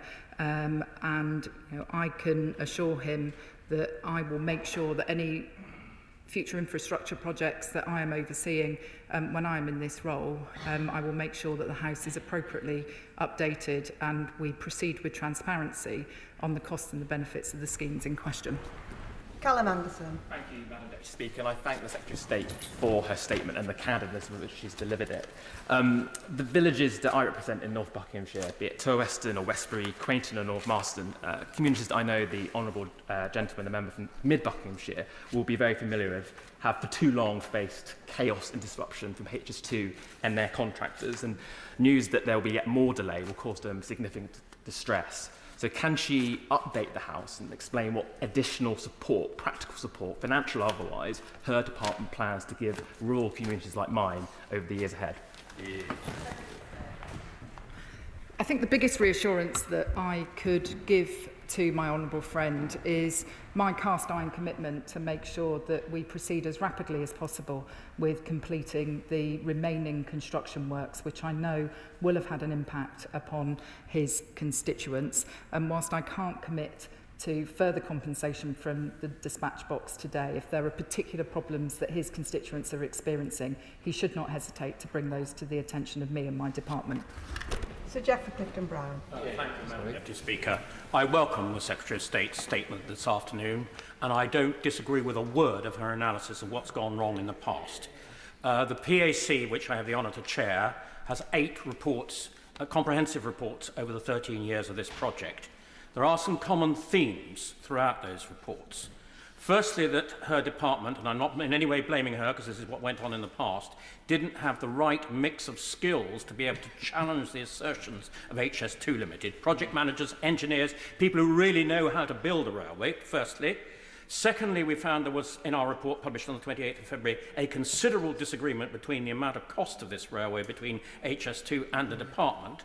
The highest estimate was the top range of HS2, which was 66 billion in 2019 prices. That's over 80 billion in today's prices. So I think we do need to be assured fairly soon what this is going to cost. And thirdly, I'm not at all surprised that she's had to delay the date when this railway will be complete. But this is the second reset in 5 years. So we really want to see this reset working. And I think the people of this country will be very keen to know in her half-yearly report, if possible before, when this project is likely to be completed. Well done, Geoffrey. I'm grateful to the Right Honourable Gentleman for that contribution. I'd like to thank him and his colleagues on the Public Accounts Committee for the work that they've done over many years on this. He is right to highlight the need for skills within government to act as a strong client to HS2 Limited, and we also need to make sure that we've got the right commercial acumen within HS2 as well, and I know that's something that the Chief Executive is working on. I must disappoint him though. I think it is unlikely that in my next report to Parliament, which I think is due before the summer recess, that I will be able to provide any concrete information on a new schedule, window and a new cost envelope, because I think that work is going to take the Chief Executive towards the end of the year before we're in a position to make that information public. Thank you, Madam Deputy Speaker. My constituents know more than most the daily misery of HS2 construction, particularly in the villages of Waterorton and Kingsbury and the town of Coleshill, and they will welcome my Right Honourable friend's statement today. I met with the new CEO, Mark Wilde, on Monday to discuss the reset, and I'm delighted that he accepted my invitation to come to Waterorton to the Spud Club and talk to residents there. Does she agree with me, though, that it is time that the dust settles on this project, that we end the failure of oversight, the scandalous overspends and the suggested fraud, and the dust settles on the project rather than it settling on my clients' clean washing, their cars and their clean windows? My honourable friend paints a graphic picture, and I do understand that when large infrastructure works are happening, then those who live closest to those schemes will often face disruption in their daily lives. And so let me put on record my thanks to the residents in Kingsbury, Coleshill and Waterorton for their patience with this project. And I agree wholeheartedly with her that we do need to, once and for all, put an end to this cycle of overspends, delays and waste, and get on and build a railway that is fit for the 21st century. Thank you very much, Madam Deputy Speaker. The disastrous decision by the previous Conservative government to stop works at Euston Station dented investor and commuter confidence in our railways and in major infrastructure delivery. Their failure to keep costs under control and to manage the basics of the projects, simple things such as turning up to meetings, has created the quagmire that High Speed 2 finds itself in today, and I do not envy the task of the Minister. I'm glad to hear the Government sees the huge potential of a comprehensive redevelopment of Euston Station, but can the Minister reassure me that we will not end up with a cut-price station that does not realise the potential of the project? I will provide that assurance to him. This is a once-in-a-generation opportunity to not only re-provide the existing Euston Station, which will frustrate many colleagues in this House at times and their constituents, I am sure, but also to provide the new HS2 station there and to unlock land around that station, both for the delivery of new homes, but there's a massive commercial regeneration opportunity in the heart of London as well. It's a really exciting opportunity and one that we will be saying more about in the coming weeks. Andy Slaughter. Thank you very much, Madam Deputy Speaker. Delays in HS2 have blighted parts of West London around the main site at Old Oak. Benefits, when they finally arrive, will include a major rail interchange with Great Western and the Elizabeth line. Will the Secretary of State look at opening the Elizabeth line station at Old Oak as soon as is feasible, not waiting for HS2 to begin operations? And will she reclaim some of the goodwill of the people of West London by directing a tiny fraction of the costs of HS2 to the repair of Hammersmith Bridge?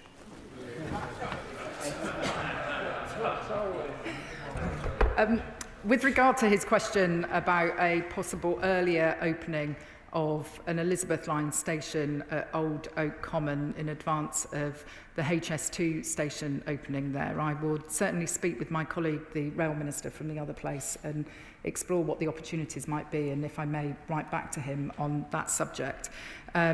He may also have heard in the spending review last week, the Chancellor announced that we are opening and funding a structures fund to enable local authorities who have assets which are very costly to repair to bid to government for help with repairing dilapidated bridges, tunnels, etc.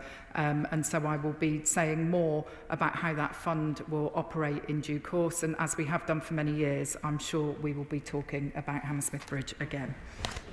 Sir Gavin Williamson. Thank you, Madam Deputy Speaker. And can I thank the Secretary of State for the clarity of her statement. There's vast swathes of Staffordshire that are currently owned by HS2. A third of the village of Hopton is under HS2 ownership. This has an enormous impact on farmers, people who live along the route where there's so many empty houses sit. Can the Secretary of State give my constituents the reassurance that that farmland and those houses will be returned back to farmers and people who want to actually live in those communities? I will be saying more on the safeguarded land and the directions that apply to the safeguarded land in due course. Martin Wrigley. Thank you, Madam Deputy Speaker. I thank the Secretary of State for the actions she's taken today. Clearly well necessary, and it sounds like we are on a better track. However, HS2 provides little or nothing to the rail users in the South West, other than the ongoing delays during construction and operation of Old Oak Common. Will the Secretary of State consider funding or prioritising the funding for the critical final phase of the Dawlish rail resilience work that will help businesses and rail users in Devon and Cornwall, and perhaps even in Swindon? He tempts me into talking about the Dawlish scheme. I must admit this is a topic that I will need to take up with the Rail Minister, and I would be happy to provide a response in writing to him on the merits of that particular scheme. Dr Rupert Hook. Thank you, Madam Deputy Speaker. I'm grateful to my right honourable friend for her honest setting out of this latest reset necessitated by the mess the Tories left. As MP for Old Oak Common, I found that this week 8 separate associations across 2 boroughs have banded together to create the Old Oak Alliance to fight for compensation and mitigation as it is. And for them, it will be bitterly disappointed that this is even more prolonged disruption now. I wondered if she might meet with me, or better still, come on a site visit to meet them and see what they're putting up with. Because we're dealing with a company here whose idea of engagement is jam tomorrow and death by PowerPoint. I'm sure the leadership of HS2 would be very concerned to hear of that description of the way that the project is engaging with local people. That is not what I expect of an infrastructure company, and I'm sure it's not what the Chief Executive of HS2 Limited would want either. I'd be very happy to meet with my honourable friend. Esther McRae. Thank you very much, Madam Deputy Speaker. The previous government cancelled phase 2 of HS2, and from what the Minister said today, I understood it to be that it remains cancelled and phase 2 of HS2 won't be reinstated. That being the case, can the Minister let me know when the land that is now being safeguarded by HS2, particularly in the mid-Cheshire section, will be lifted? I'm afraid I can't give the Honourable Lady a date today, but I can assure her that this is an issue that I am fully cognizant of. What we need to look at is whether there is any requirement in future for any future schemes, and as soon as we're in a position to provide updates, I will come back to this House and be sure to provide honourable members with all the relevant information. Laura Kirksmith. Deputy Speaker, the HS2 line runs down the west side of Aylesbury, and it will bring no benefits to Aylesbury at all, I'm afraid, and yet my residents have suffered years of noise, disruption, flooding, loss of access to the countryside and destruction of their natural environment as a result of its construction. I'm pleased that the government is getting a grip on this, and I really commend the Secretary of State for her honesty and her focus on this today, but understandably my constituents will be concerned at the news of further delays and potential further disruption. So can the Secretary of State confirm that she will do everything in her power to hold HS2 and its contractors to account to minimise the ongoing disruption for my long-suffering residents? I can assure my honourable friend that we are determined to see the main works civil engineering contracts completed as soon as possible. This, of course, is the element of construction that does generally create most disturbance to local communities, and we are pretty much at peak construction now. I would like to thank her constituents for their patience whilst we continue to deliver this vital new piece of rail infrastructure. Nigel Farage. Thank you, Madam Deputy Speaker. I have campaigned against this HS2 project ever since 2010, up and down the line. I never believed the original 35 billion price tag. Furthermore, it only would have benefited rich businessmen and driven businesses from the north of England to London. It would have had the opposite effect. Has the moment not come, rather than having another reset, to recognise this is a failure? Let's scrap HS2. Let's use the tens of billions of pounds we can save in the next decade to upgrade railway lines across the entirety of the United Kingdom to the benefit of many millions, and spend the rest on other national priorities in these financially straitened times. Surely the time has come to scrap the entirety of the project and recognise we've got it wrong. Yeah. Madam Deputy Speaker, we are not going to be a country that spends over £30 billion on rail infrastructure but then never sees a train running on it. We've already seen too much waste. I'm interested that he is advocating more. We also have significant capacity constraints between Birmingham and London. He seems not to want to do anything about that, but I think those two great cities in our country deserve a railway that's fit for the 21st century. I'm just sorry that he doesn't. Dave Robertson. Deputy Speaker, my constituency is the only one in the country which has HS2 Phase 1, Phase 2A and Phase 2B in it. And when we say that the line will not continue north of Birmingham, that is not true, because it will cut through miles of Staffordshire through my constituency north of Birmingham until it rejoins the main line at Handsacre. The failings of HS2 Limited have been clear to my constituents for years, and hearing today what we've always expected and the dereliction of oversight from the previous government is quite frankly shocking. People across Lichfield, Burntwood and the villages will be furious, and they are quite right to do so.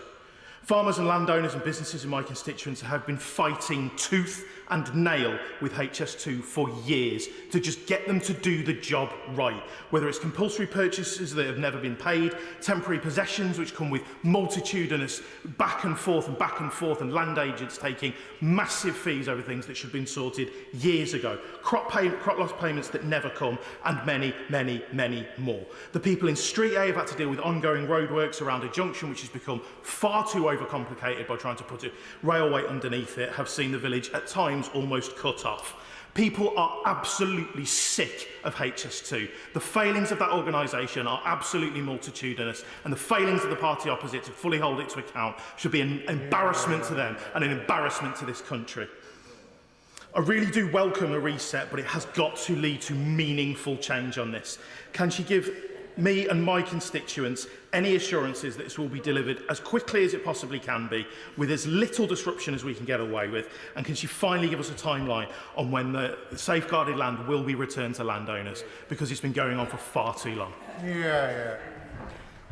I share my honourable friend's anger about this issue, and he is a powerful advocate for his constituents and the disruption that they have endured, and I agree entirely with him that it is a dereliction of duty on the part of the previous government, the way that this project was handled. It's why we've appointed new leadership. It's why we're accepting all the recommendations of the James Stewart Review, and why we're going through this fundamental reset. As soon as I have received advice from the new Chief Executive about the revised cost and schedule, I will be updating him along with other honourable members of this House. Dr Andrew Merrison. Thank you, Madam Deputy Speaker. As a South West Region MP, would the Minister agree with me that the West Country has for decades been the poor country cousin of our rail network? Agree also that money spent on HS2 is money not spent elsewhere, and do all in her power to ensure that the relatively small changes that are necessary on the network in the South West to make life a lot easier should go ahead, and in particular look at the absolutely woeful West of England line. Madam Deputy Speaker, I think there are challenges across the rail network, and I would readily accept that improvements are needed in many different parts of the country. I wouldn't necessarily accept that the South West is the poor cousin of the rail network, but I can assure him of my determination to make sure that everyone, no matter where they live in this country, has a better rail service at the end of this Parliament than they did at the beginning of it. Jacob Collier. Madam Deputy Speaker, the Transport Secretary will know that my constituents have endured years of disruption and drawn out and poorly managed roadworks as they drive past Lichfield on the A38. Given the billions of pounds that have been squandered by the previous government and this disruption continues, can she say more about how she's going to get a grip on this project to ensure that we have vigorous oversight and that it is delivered effectively and on time for our constituents? We've appointed new leadership. We are establishing new governance. We are looking at the incentives contained in the contracts on the civil engineering works. We will make sure that there is no stone left unturned in providing value for money for the taxpayer on this, because it's a significant, very significant investment that this country is making, and we do need to ensure that every penny is wisely spent. Liz Saville-Roberts. The costs of HS2 have now spiralled to over £100 billion. Welsh taxpayers are paying dearly for this appalling mess, even though we get no benefits whatsoever. Wales is now owed at least £5 billion. This isn't going to go away. So when will we get our fair share? The Honourable Lady may have heard that the Chancellor announced in the spending review over £400 million of investment over 10 years in the Welsh railways. That will enable work to take place on the Burn stations in South Wales, at Padeswood Sidings on the North Wales line. This is a significant investment in Welsh railways, the like that hasn't been seen for many, many years. I'll be calling Steve Darling after Andy MacDonald. Andy MacDonald. Madam Deputy Speaker, as Shadow Transport Secretary for 4 years, I was wholly supportive of this concept. I just want to correct the member for Clacton, who completely misunderstands the basis of it, because the purpose, I'm sure the Secretary of State will agree with me, was to deliver capacity for the north of England. Speed was a misnomer, but that opportunity has now been lost.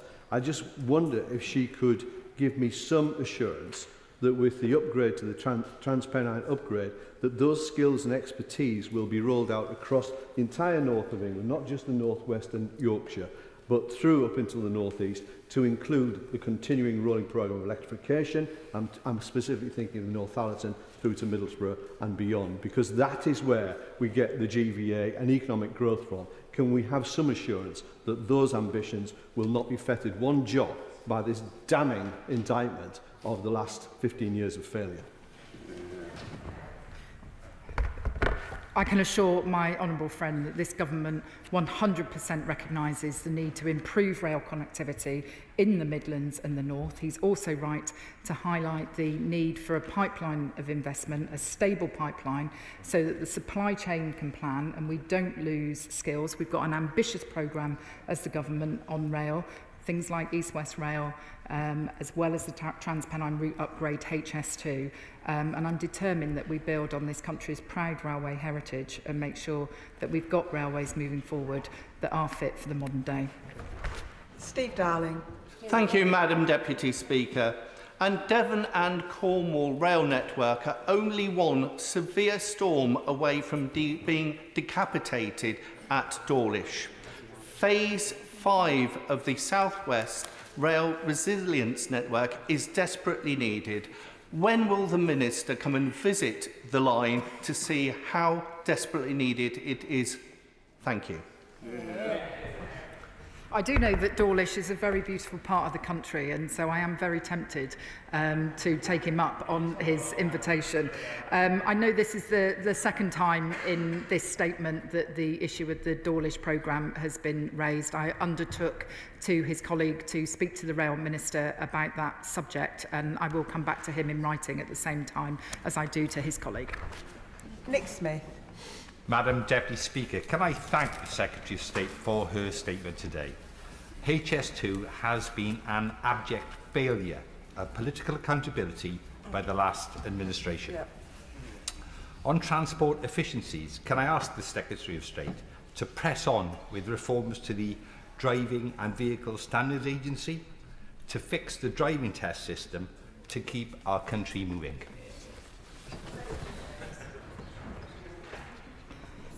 We do have a really important programme of work across all the arm's length bodies of the Department for Transport, including DVSA. It is really important that we provide public services in an efficient way and an effective way. And I'm very conscious of perhaps his constituents and those of other honourable members who may be very keen to see rapid progress on driving test wait times, and I can assure him that that is a focus of the discussions that I'm having with the DVSA at present. Mark Francois. Thank you, Deputy Speaker. As I too served on the PAC, I welcome the Secretary of State's statement today. I know from that work that whilst HS2 is by far the largest civil infrastructure programme in the United Kingdom, the second largest is the Lower Thames crossing from Tilbury to Gravesend, currently budgeted at about £10 billion. If her tighter approach to HS2 produces savings, is there any way that some of those might be vired to help pay for the Lower Thames crossing?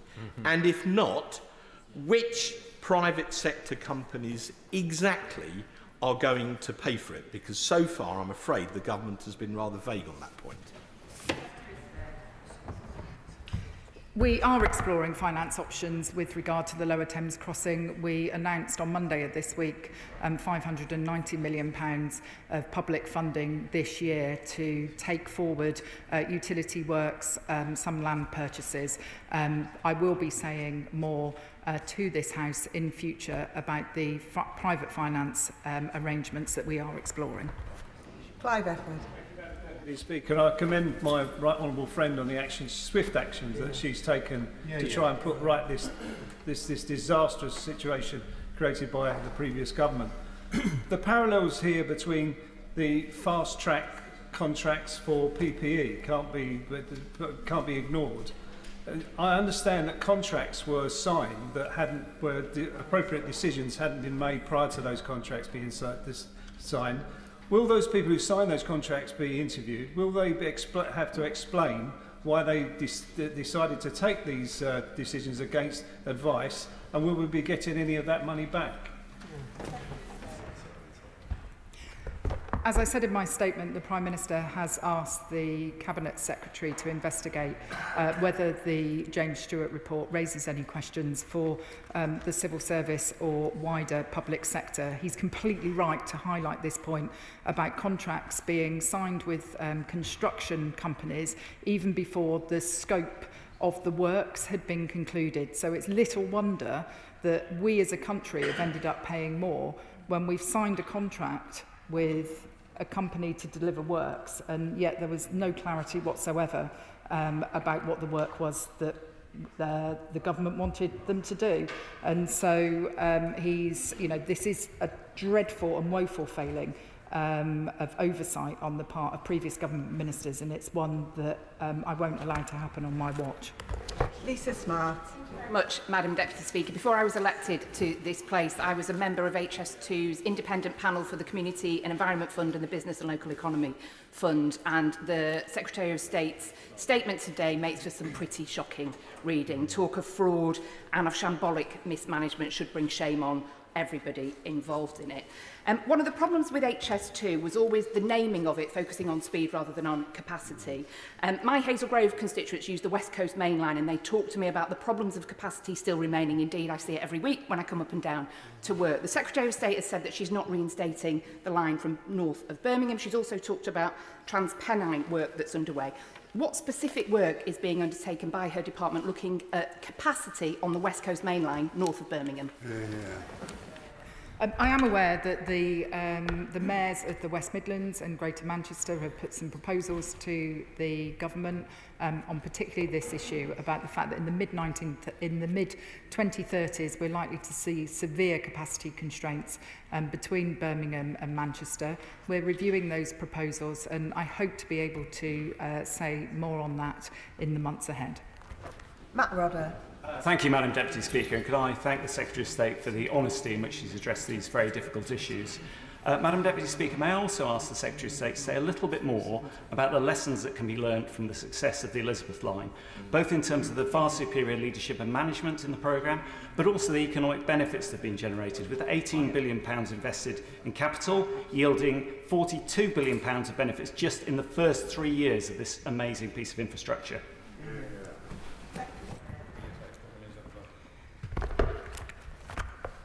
I must admit that the delivery of the Elizabeth Line, whilst it was one of my proudest achievements when I was serving as the Deputy Mayor for Transport in London, it wasn't without its challenges as well.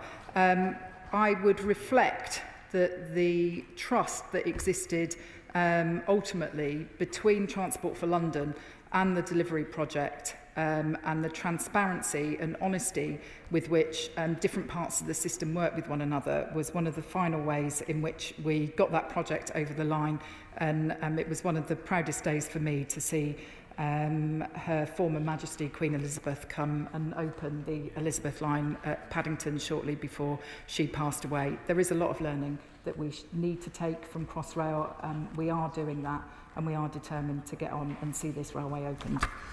Blake Stevenson. Madam Deputy Speaker, East West Rail is due to travel through my constituency of Mid Bedfordshire on the historic Marston Vale line. Can the Secretary of State set out how she'll ensure that the mistakes made on HS2, and we've heard some shocking stories today, won't also be made on East West Rail? I'm afraid there's very little confidence in the East West Rail Company, and it's important that my communities are listened to and that we ensure that we deliver this infrastructure faster at lower cost and that people who are impacted are properly compensated. The nature of East West Rail is fundamentally different from the construction of HS2. He will know that it has been delivered in 3 phases. It's only the latter phase of that between Bedford and Cambridge which will actually necessitate the construction of new track. I know the Chief Executive of East West Rail, David Hughes, is determined to deliver that scheme rapidly, offering good value for money to the taxpayer and making sure that he properly engages with communities. If there are any particular issues that the Honourable Gentleman is concerned about, he should raise those with me and I will gladly speak with the leadership there. Luke Charters. Madam Deputy Speaker, on Public Accounts Committee I asked HS2 bosses what I thought was a relatively simple question. How much are they spending on newt mitigation? And they could not give an answer. And similarly, Madam Deputy Speaker, I can confirm to the House that I have information that suggests that the so-called back tunnel is well north of the purported £100 million in cost. So can I commend the Secretary of State for her leadership that she's shown today, and will she hold HS2 accountable for some of these batshit crazy costs?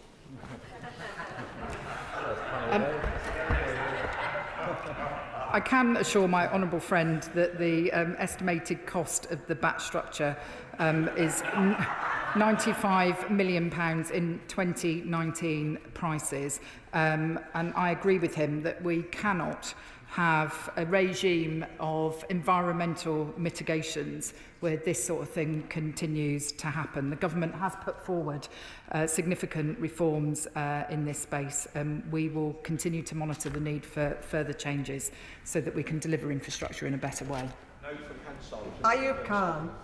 Thank you, Madam Deputy Speaker. Can I welcome and thank the Secretary of State for giving a candid and transparent statement to this House. In relation to Birmingham, in fact, I'm the only Birmingham MP here, I'm quite surprised. It's going to be disappointing that there's going to be a delay, there's going to be additional costs, but there's always a silver lining in the cloud. Birmingham Peribah, my constituency, has some of the highest unemployment, 17%, 4 times the national average. In addition to that, we have a number of local stations that have been closed.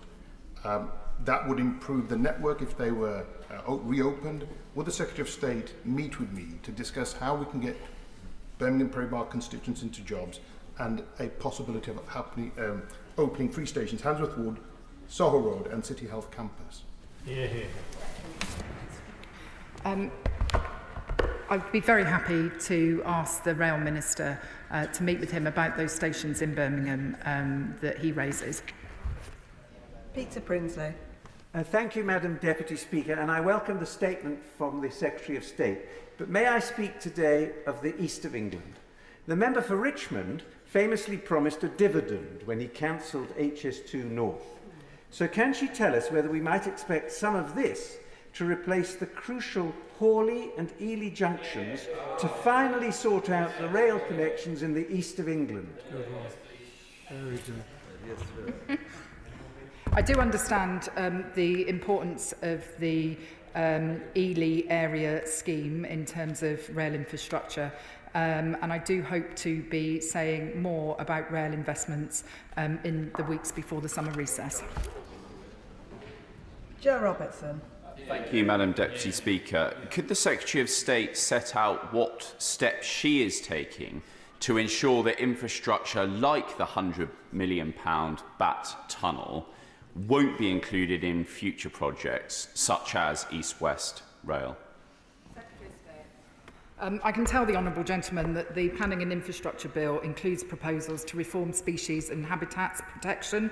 The proposals for environmental delivery plans and the Nature Recovery Fund do enable a shift to protecting the whole population of species rather than a purely local consideration, and this will provide for better outcomes for nature without incurring unreasonable costs like the HS2 BAT mitigation structure.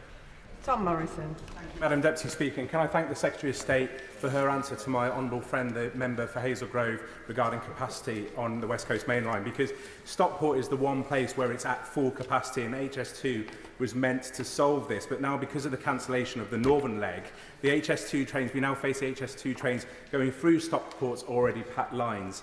I welcome the response regarding the plans put forward by the mayors of West Midlands and Greater Manchester. But can I ask, will the Secretary of State commit to engaging with Stockport Council on those plans? Because we do need to find a solution to this capacity issue, because it could hold my borough back for decades. Yeah. I am very conscious of the need to invest in improved public transport in Stockport, and if the council would like to write to me with any relevant information, I will gladly consider it. I'd also point out to him the good news that the announcement a couple of weeks ago about our investment in transport for the city regions holds for Stockport, with the extension of the metro link to there, which I hope he will welcome as good news for his constituents. Richard Tice. Thank you, Madam Deputy Speaker. It may surprise her, but I actually have some sympathy with the Secretary of State for inheriting the HS2 nightmare. But when she receives the updated budget and timeframe, is there a cost and a timeline at which point she says enough is enough, it's better to stop, or is it an open-ended chequebook? If the honourable gentleman had actually bothered to read the spending review last week, he will have seen that we have committed £25 billion over the next 4 years. That enables work to be taken forward, and I will be, as I have said on a number of occasions in this session, updating the House when I have further information available about both the overall cost envelope, the estimated final cost at completion, and the anticipated schedule. Thank you, Madam Deputy Speaker. With a decade of delay and costs spiralling to eye-watering sums of anywhere between 60 and 100 billion pounds, and now with credible allegations of fraud within the supply chain, can I ask the Secretary of State what steps the government will be taking to recover hard-working taxpayers' money from fraud, hold those responsible to account, and announce a final stop of waste of money? I've said on a number of occasions, Madam Deputy Speaker, that billions of pounds of taxpayers' money has been wasted by constant scope changes, ineffective contracts and bad management. That is what this reset of HS2 is all about. It's why we've appointed the new leadership, and it's why we're fundamentally changing the governance structures. As I said in answer to previous questions, the matter about potential fraud in the supply chain is being investigated by HMRC, and we will be providing updates to the House as and when further information is available. That concludes the statements. Point of order, John MacDonald. Thank you, Madam Deputy Speaker. I wish to raise again the case of Alaa Abdi El Fattah, who's the British-Egyptian citizen who's still imprisoned in Egypt. His mother has been on hunger strike for a large period of time now. Is in St Thomas's Hospital, and her health is deteriorating. I wonder if we could ask the Treasury bench now to take a message back to the Prime Minister that we need to do everything we possibly can to secure Alaa's release, because I fear that we may well lose the life of his mother, Layla Sweef. One initiative that could be tried again is a joint initiative, a joint approach by our Prime Minister with President Macron to President Sisi to urge the release of Alaa. I think we're in a dangerous moment at the moment. The government has undertaken a number of actions, and the Prime Minister committed to doing all in his power, and he has approached President Sisi. But I just feel we need to make at least another last attempt, both to secure the release of Alaa and also to secure the life of his mother. I thank the honourable member for his point of order and for notice of it. He's put his point on the record, but I am sure that his concerns will have been heard by the Treasury bench. Presentation of Bill, Secretary Liz Kendall. Universal Credit and Personal Independence Payment Bill.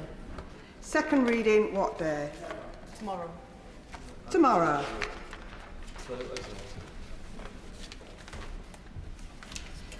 I call Rachel Blake.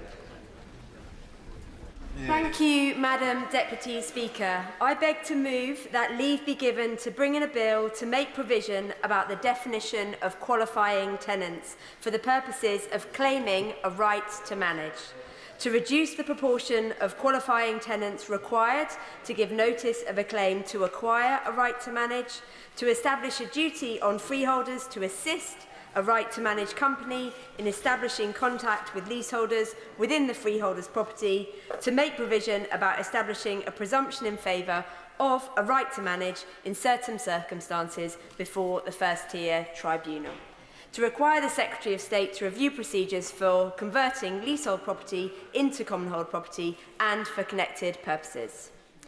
Madam Deputy Speaker, I stand in this chamber today to speak on a topic which matters dearly to all of us in this House: accountability and representation.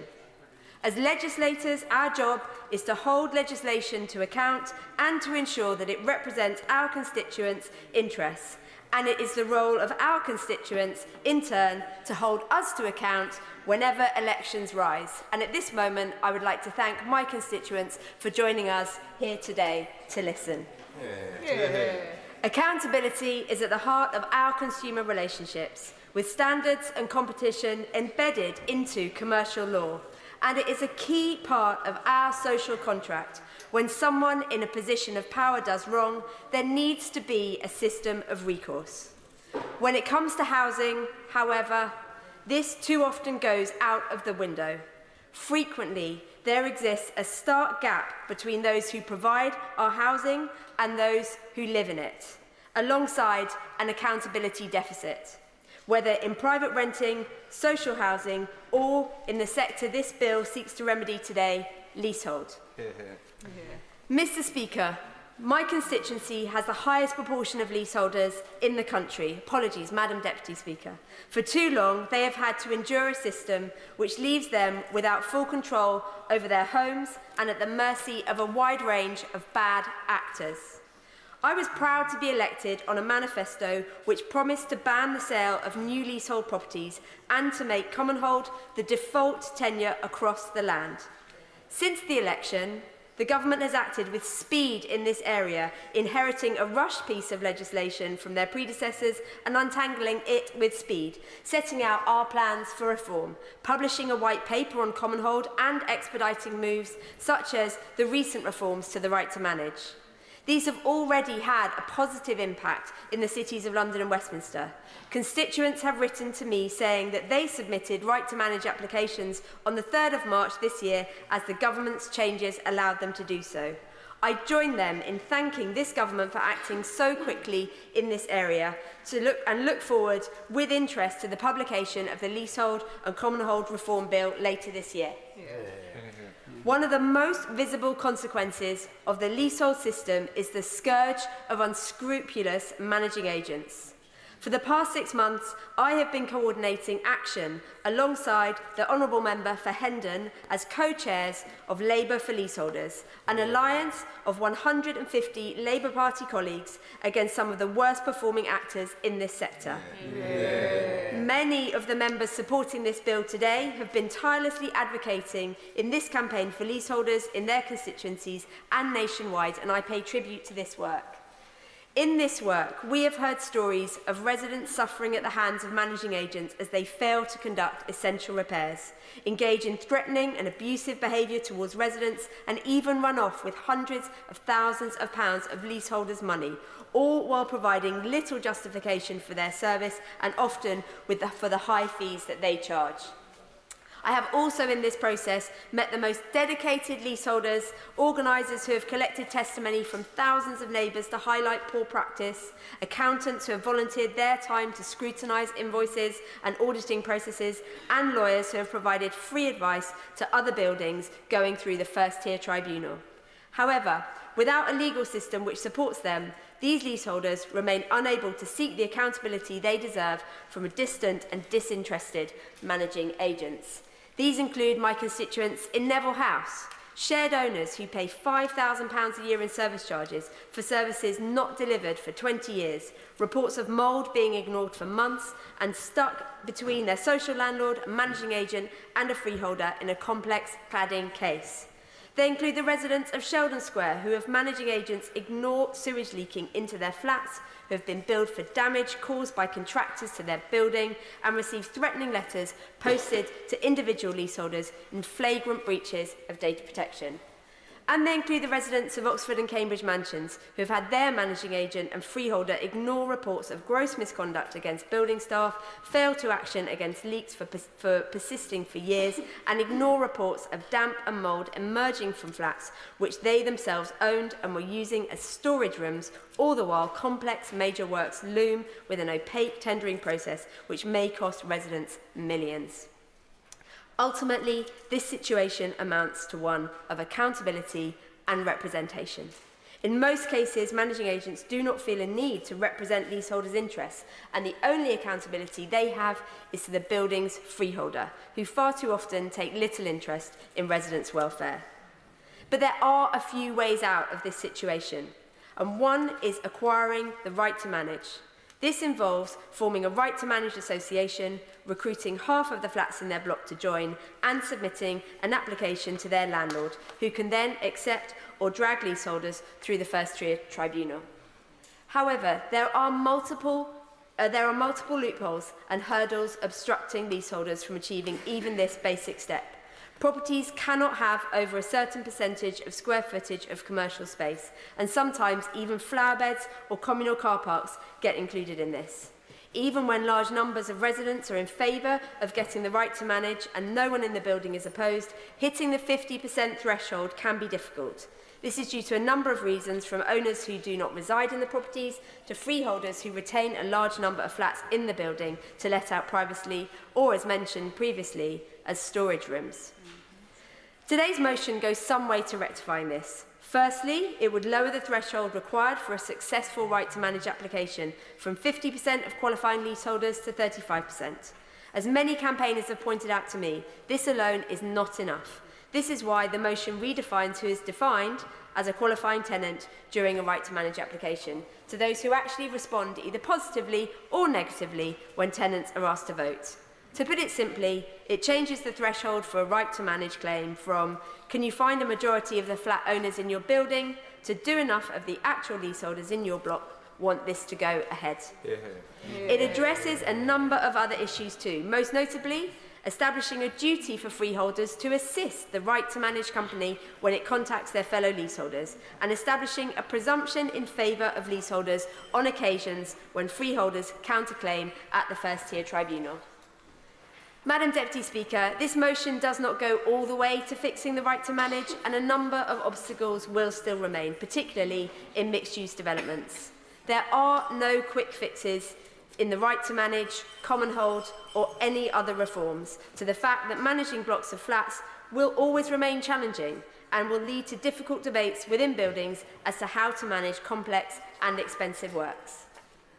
But what matters is that the companies who manage these buildings are accountable and represent fairly the people who live in these buildings. And through reinvigorating the right to manage, we can do this. Leaseholders across the country are ready to take this step in holding their managing agents to account. All they need is for the law to be on their side.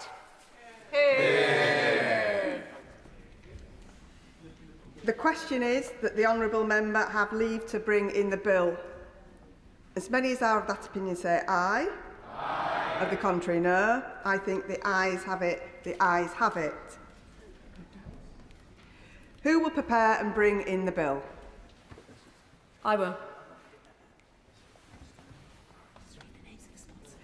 Can you read the names of the sponsors as well, please? Lizzie Collins, Dr. Becky Cooper, Deirdre Costigan, Emily Darlington, Marcia de Cordova, Anna Dixon, Amanda Hack, Jane Kirkham, Uma Kumaran, Sarah Russell, Yuan Yang.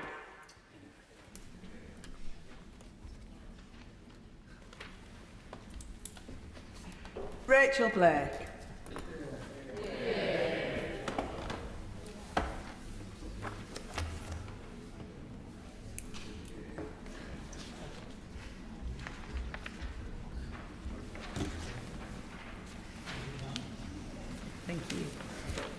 Right to manage and leasehold bill. Second reading, what day? 4th of July. The 4th of July. The clerk will now proceed to read the orders of the day. Crime and policing bill, as amended in the Public Bill Committee, to be further considered. Now. We will begin with new clause 2, with which it will be convenient to consider other new clauses and amendments as listed on the selection paper. I call Tonia Antoniazzi to move new clause 2. Thank you, Madam Deputy Speaker. I was proud to have stood on a manifesto pledge to halve violence against women and girls in a decade, and I know colleagues on the front bench take this extremely seriously. There are significant measures in this bill on intimate image abuse, stalking, spiking and the sexual exploitation of children, and I know these mark only the beginning of the government's mission to tackle these shameful crimes. As a national inquiry into child sexual exploitation perpetrated by grooming gangs rightly gets underway, we must now also confront the adult sexual exploitation being perpetrated on an industrial scale by pimping websites and men who pay for sex, both of whom currently enjoy near total legal impunity. Laws against the commercial sexual exploitation of adults in this country are outdated, unjust and totally ineffective. In fact, our current legal framework creates a conducive context for commercial sexual exploitation, a failing that overwhelmingly affects women.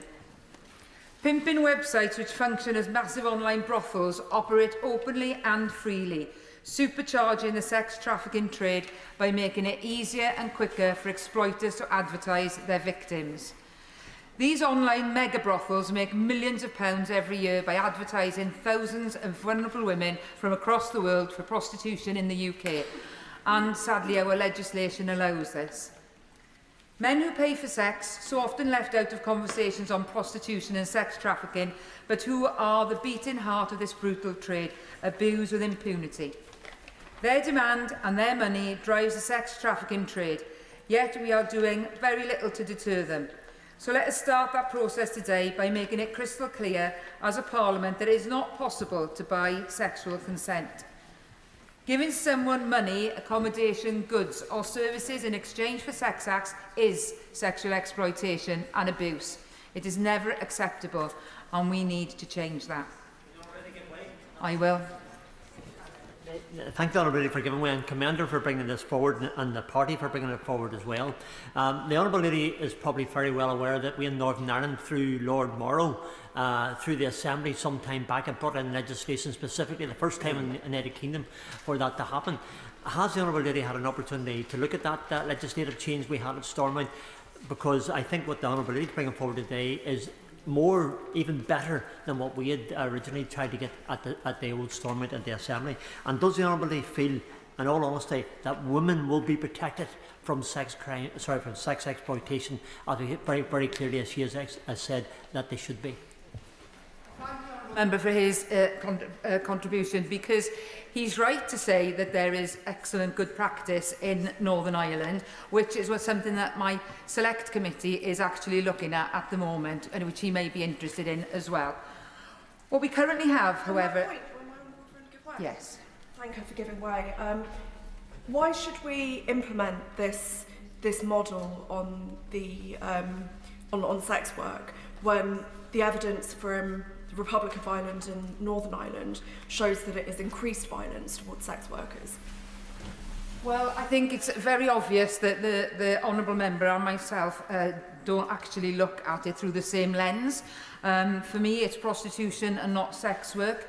So I think we need more, or we need to see some more examples of that actually being used. Because what we currently have, however, is a situation where sex buyers enjoy near total impunity, while the vulnerable women they exploit can face criminal sanctions if they solicit on the street. The state hands out fines to women in a self-defeating effort to stop them soliciting on the street, ignoring the question of where these women are most likely to earn the money to pay their fine. Sanctioning victims of sexual exploitation is counterproductive and a barrier to seeking help and exiting this ruthless trade. That is why, Madam Deputy Speaker, I have tabled amendments NC2, NC3 and NC4. NC2 would make it a criminal offence to enable or profit from the prostitution of another person, online and offline, thereby outlawing dangerous pimping websites that are fuelling demand and facilitating sex trafficking. NC3 and NC4 would together shift the burden of criminality off victims of sexual exploitation and on to perpetrators. NC3 would make it a criminal offence to pay for sex, sending a clear message to boys that this is not an acceptable way to treat women, and sending an equally clear message to men considering paying for sex that you face prosecution. We know from research with UK sex buyers that this would be an effective deterrent. Over half of 1,200 sex buyers questioned in one study said themselves that they would definitely, probably or possibly change their behaviour if a law was introduced that made it a crime to pay for sex. NC4 would repeal sanctions against victims of sexual exploitation soliciting on the street in order to remove this barrier to women exiting prostitution and rebuilding their lives. It is also widely agreed that the expunging of criminal records of Section 1 offences is necessary to end the unjust stigmatisation that these women continue to experience. And that is why, Madam Deputy Speaker, I have also tabled NC19 to this bill to introduce a mechanism for that. The Home Affairs Select Committee has recommended that the Home Office should change existing legislation so that soliciting is no longer an offence, and legislate for the deletion of previous convictions and cautions for prostitution from the record of sex workers by amending the Rehabilitation of Offenders Act. For most of these women, their record of convictions is a record of their exploitation and abuse, and they live in fear of having to disclose this history when applying for jobs or volunteering. Decriminalising Section 1 offences and allowing for the expunging of these historical convictions would allow these women to finally be free of the record of their abuse and the stigma they have endured for decades. My amendments, Madam Deputy Speaker, would usher in a legal framework that recognises prostitution is violence against women, and the only way to end this violence is to deter the perpetrators and profiteers. I am delighted, Madam Deputy Speaker, then that over 50 honourable members of this House have signed NC2 to NC4. I would like to thank in particular members of the APPG on commercial sexual exploitation, which I chair, for their support. The amendments are informed and supported by survivors and best practice frontline support services like NIA, Kairos, Women Working Together and Women at the Well. I note that, unsurprisingly, some of my proposals are hated by pimping websites, one of which, Viva Street, emailed its allies urging them to mobilise against my amendments. A recent Sky News investigation found that over half of the 14,000 prostitution adverts on Viva Street displayed a phone number linked to another advert on the site. A key red flag for organised sexual exploitation. I find it reassuring then, Madam Deputy Speaker, that these prostitution peddlers are unnerved by my proposals. However, I want to address a myth promoted by defenders of pimping websites that shutting down these sites will make no difference to the scale of sexual exploitation taking place. Instead, simply driving it all into the dark web and making it harder to identify. This is patently nonsense, lacking logic and evidence. The dark web carries major disadvantages for both traffickers and sex buyers. It would require significant technical expertise to post as well as locate and access prostitution adverts on the dark web, thereby substantially restricting the pool of exploiters able to engage in this crime. There is also no evidence this shift has taken place in jurisdictions that have outlawed pimping websites. The reality is, Madam Deputy Speaker, right now, police simply can't keep up with the scale of sexual exploitation taking place via pimping websites on the open web. Another myth I want to address was all too visible in the written submissions opposing my amendments submitted to this Bill's committee. Every single one of the organisations who argued pimping websites should be allowed to operate described prostitution as work, as quote-unquote sex work. The idea that paying someone to perform sex acts is an ordinary consumer activity, that ordering a woman online to perform a blowjob is the equivalent of ordering a cappuccino, is a pernicious and harmful myth. Prostitution is, Madam Deputy Speaker, violence against women. Let's legislate to put pimps and traffickers out of business. We must protect individuals from exploitation today, but also address the historic criminalisation of victims and abuse. And I would like to thank the front bench for their engagement on this issue, and I look forward to working with them very closely. Thank you. Commercial sexual exploitation by a third party. The question is that new clause 2 be read a second time. I call Dame Karen Bradley. Thank you very much, Madam Deputy Speaker. And I rise to speak to two new clauses in my name, new clauses 12 and 123, and the new clauses in the name of the Honourable Gentleman from Tunbridge Wells, new clause 43, and the new clause in the name of my right honourable friend from Gosport, new clause 121.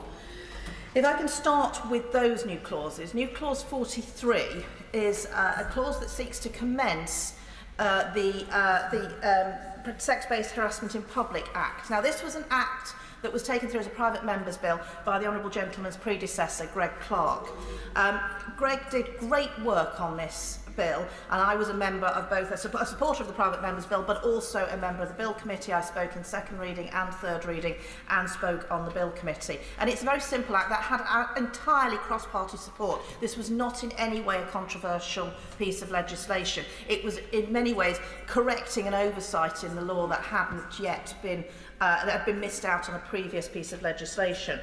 But the problem, of course, as often happens with private members' bills, is it needs a statutory instrument to commence it. And that statutory instrument has not yet been brought forward to this House. I'm sure the Minister is well aware of that and is looking to do so. But this new clause would allow the commencement of that Act to start now, rather than needing that statutory instrument, thereby saving her a little bit of time. And I hope she might therefore look favourably on this. As I say, this was an Act that was really supported across party. There was no division on it. It was very much something we all wanted to see, and I really do hope, therefore, that the government accepts the new clause and that the Honourable Gentleman from Tunbridge Wells can follow on in the footsteps of his predecessor in making sure that this Act of Parliament becomes live and real for the people who need it. Turning to new clause 121 in the name of my right honourable friend from Gosport. This is a clause which I have supported and was almost disappointed not to be able to table myself, because it's something that fits in terms of the work I've done previously on these issues. As Secretary of State for Digital Culture, Media and Sport in the Digital Economy Bill, we brought in the age verification for pornography, for example. And this is a simple piece of legislation, again, which would mean that non-fatal strangulation was a criminal act if in pornography. This is not impacting on what people may wish to do in their private lives, but it does mean that those images would not then be available to be seen in pornographic films. And it means that there is protection for children who may be looking at this pornography. We don't want them to look at it, but we're realists, we recognise this happens, and it would mean that this doesn't normalise something which is a really dangerous act and really should not be being promoted in any way.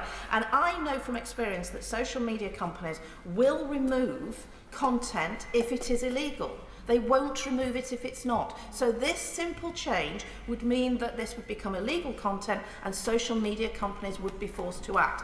I can hope that this would be something that across the House we could support, and that whilst I understand there will be a push to a division this evening, I do hope that the Minister can say something about the government introducing something similar perhaps in the other place, so that we can make sure that this very, very inappropriate content is illegal and not therefore available to be seen by children.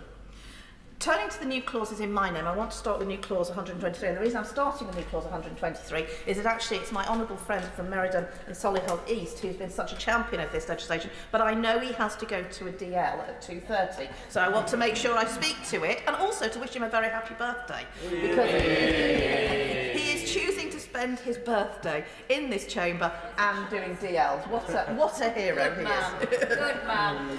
But this new clause, again, I think should have and will have cross-party support. It is the removal of parental responsibility for individuals convicted of sexual offences against children. Now, when I've talked about this to colleagues and asked for them to consider supporting this, there's been utter amazement that anybody convicted of a sexual offence against a child may be allowed to have parental responsibility for their own child. It's only the case that it stopped if the offence is committed against their own child. Now, this simply cannot be right. How can we possibly, in a situation where a convicted sex offender, somebody who has been convicted of an offence, a sexual offence against a child, is then allowed to make parental decisions about their own children?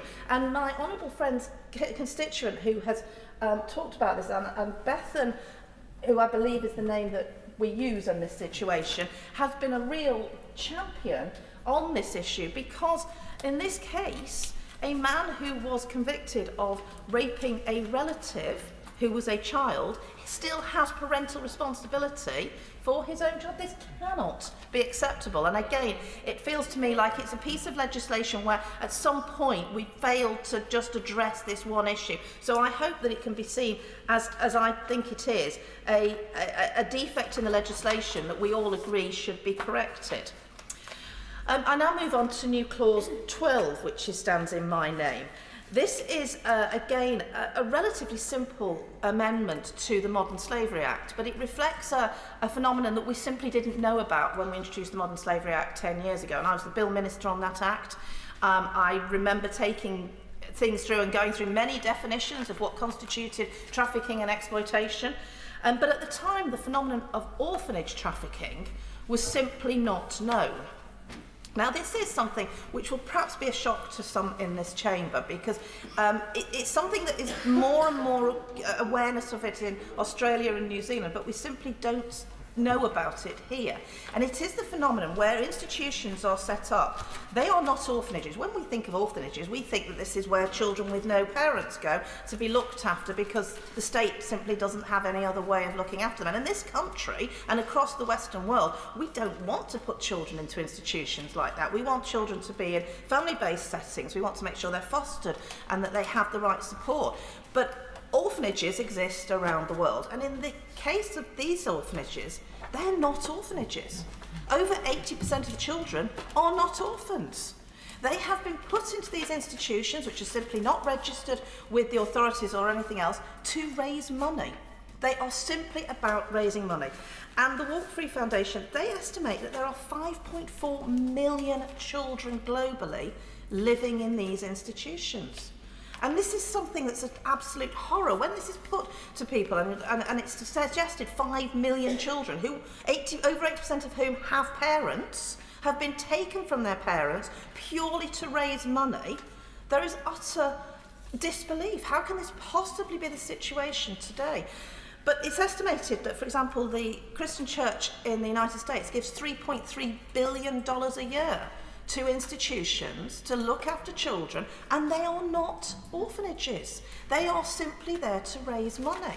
And imagine being on a cruise around Southeast Asia, and one of your excursions, as has happened and did happen to a friend of mine, and I will talk about her in a moment, and one of the excursions is to go and view the orphanage, read stories to the children, pay money for the privilege of going to read a story to the children. How cruel is that? Just think about it. This is a child who has been put in this institution. Perhaps their families believed they were going to be put there for a better life, for an education. I don't blame the families necessarily, but these children are there simply to raise money. And a busload of tourists turn up and they sit down and read a story to these children. They're kind Western people and they give money, and then these poor children are left. These children don't have any further contact with these people. It might be gap year students who decide they're going to spend a little bit of their gap year working in one of these institutions. And they're in South America, Africa, Southeast Asia. It's across the world. And those young people are doing what they believe is the right thing. Voluntourism, I believe it's called. They're doing what they believe is the right thing. But actually they're being exploited because these children are there simply to raise money. So my amendment changes the Modern Slavery Act. It adds one further definition into Section 3, which is the section that has definition of exploitation, and it adds the definition of modern slavery exploitation, orphanage trafficking, to that act. It would just mean that we, in our legislation, would reflect orphanage trafficking within the law. And I think there's more we would need to do, but this is a simple first step to make sure that it is recognised. And that would mean then that we'd be raising awareness, but also individuals and organisations that wish to give money to these orphanages would potentially be in breach of the Modern Slavery Act, and that steps could be taken against them. Now, I wouldn't wish to criminalise anyone who's doing their best and wants to do right for people, but I do think it's important we do that. We would also be only the second country in the world to mark this, and the only other country who has legislated for this is Australia, and that's where I want to pay tribute to Linda Reynolds, who was a senator. I think she's just stopped being a senator, but she's an absolutely incredible woman, and she took up this issue, and she has gone round the world with it. She's forced the legislative change in Australia, but she's also taken it up with the Interparliamentary Union, and the IPU, as a result of this, has issued a lawmaker's guide to stopping orphanage trafficking and has passed motions and resolutions around this to raise awareness of this. And Linda Reynolds is absolutely the hero in on this issue, and she went to one of these orphanages herself, and she said she walked away saying, "This isn't right. This doesn't feel right. This doesn't feel like an authentic place. These children don't seem to be being looked after. This doesn't seem to be something that I want to support." So I asked the Minister, again, I believe this is not a new clause that will be selected for separate decision today, but I asked the Minister if she could, in her summing up, reflect on steps the government may take and whether the government might consider bringing this back again in the other place. I will bring forward private members' bills. I will continue to amend the legislation on this issue, and I hope that at some point the government will be able to get the collective responsibility agreement that they need, and that we can reflect this heinous crime in our legislation. Thank you. Yeah. I call Sarah Champion. Thank you, Madam Deputy Speaker. I really appreciate it. And I also really appreciate following in the wake created by my two friends who have been incredible campaigners on these issues. And I know from first-hand experience of meeting the victims and survivors that they speak about that there are gaping holes in our legislation. And I hope the House supports their amendments because they would do something to close those. But I rise to speak first about my new clauses 9, 10 and 18, which would seek to better protect child victims of sexual and criminal exploitation and empower our frontline responders to keep them safe. I welcome the government's introduction of mandatory duty to report, which was ICSA's recommendation 13, as it has the potential to strengthen our child protection system. However, following detailed conversations and meetings with Rotherham and Sheffield NHS safeguarding staff, I share their concerns about the finer details of its implementation. Put it bluntly, this duty will not protect children as intended unless mandated reporters are adequately trained. Recognising, reporting and crucially responding to child sexual abuse is far from straightforward.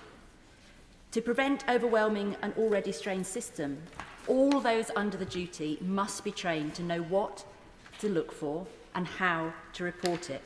Let me give an example. A nursery nurse may see bruising around the genital areas of a toddler, and with the fear, I put it that way, of mandatory reporting and her duty to do that, she will report it in to the hotline or directly to the NHS safeguarding teams. Absolutely the right thing to do. However, toddlers fall over and they fall in awkward places. So that nursery worker needs to have the skills and experience to be able to know when it is appropriate and when it is not appropriate, what evidence to gather, what not to. Because at the moment, I'm scared that everything gets reported in and the system there to protect and safeguard those children won't be able to cope.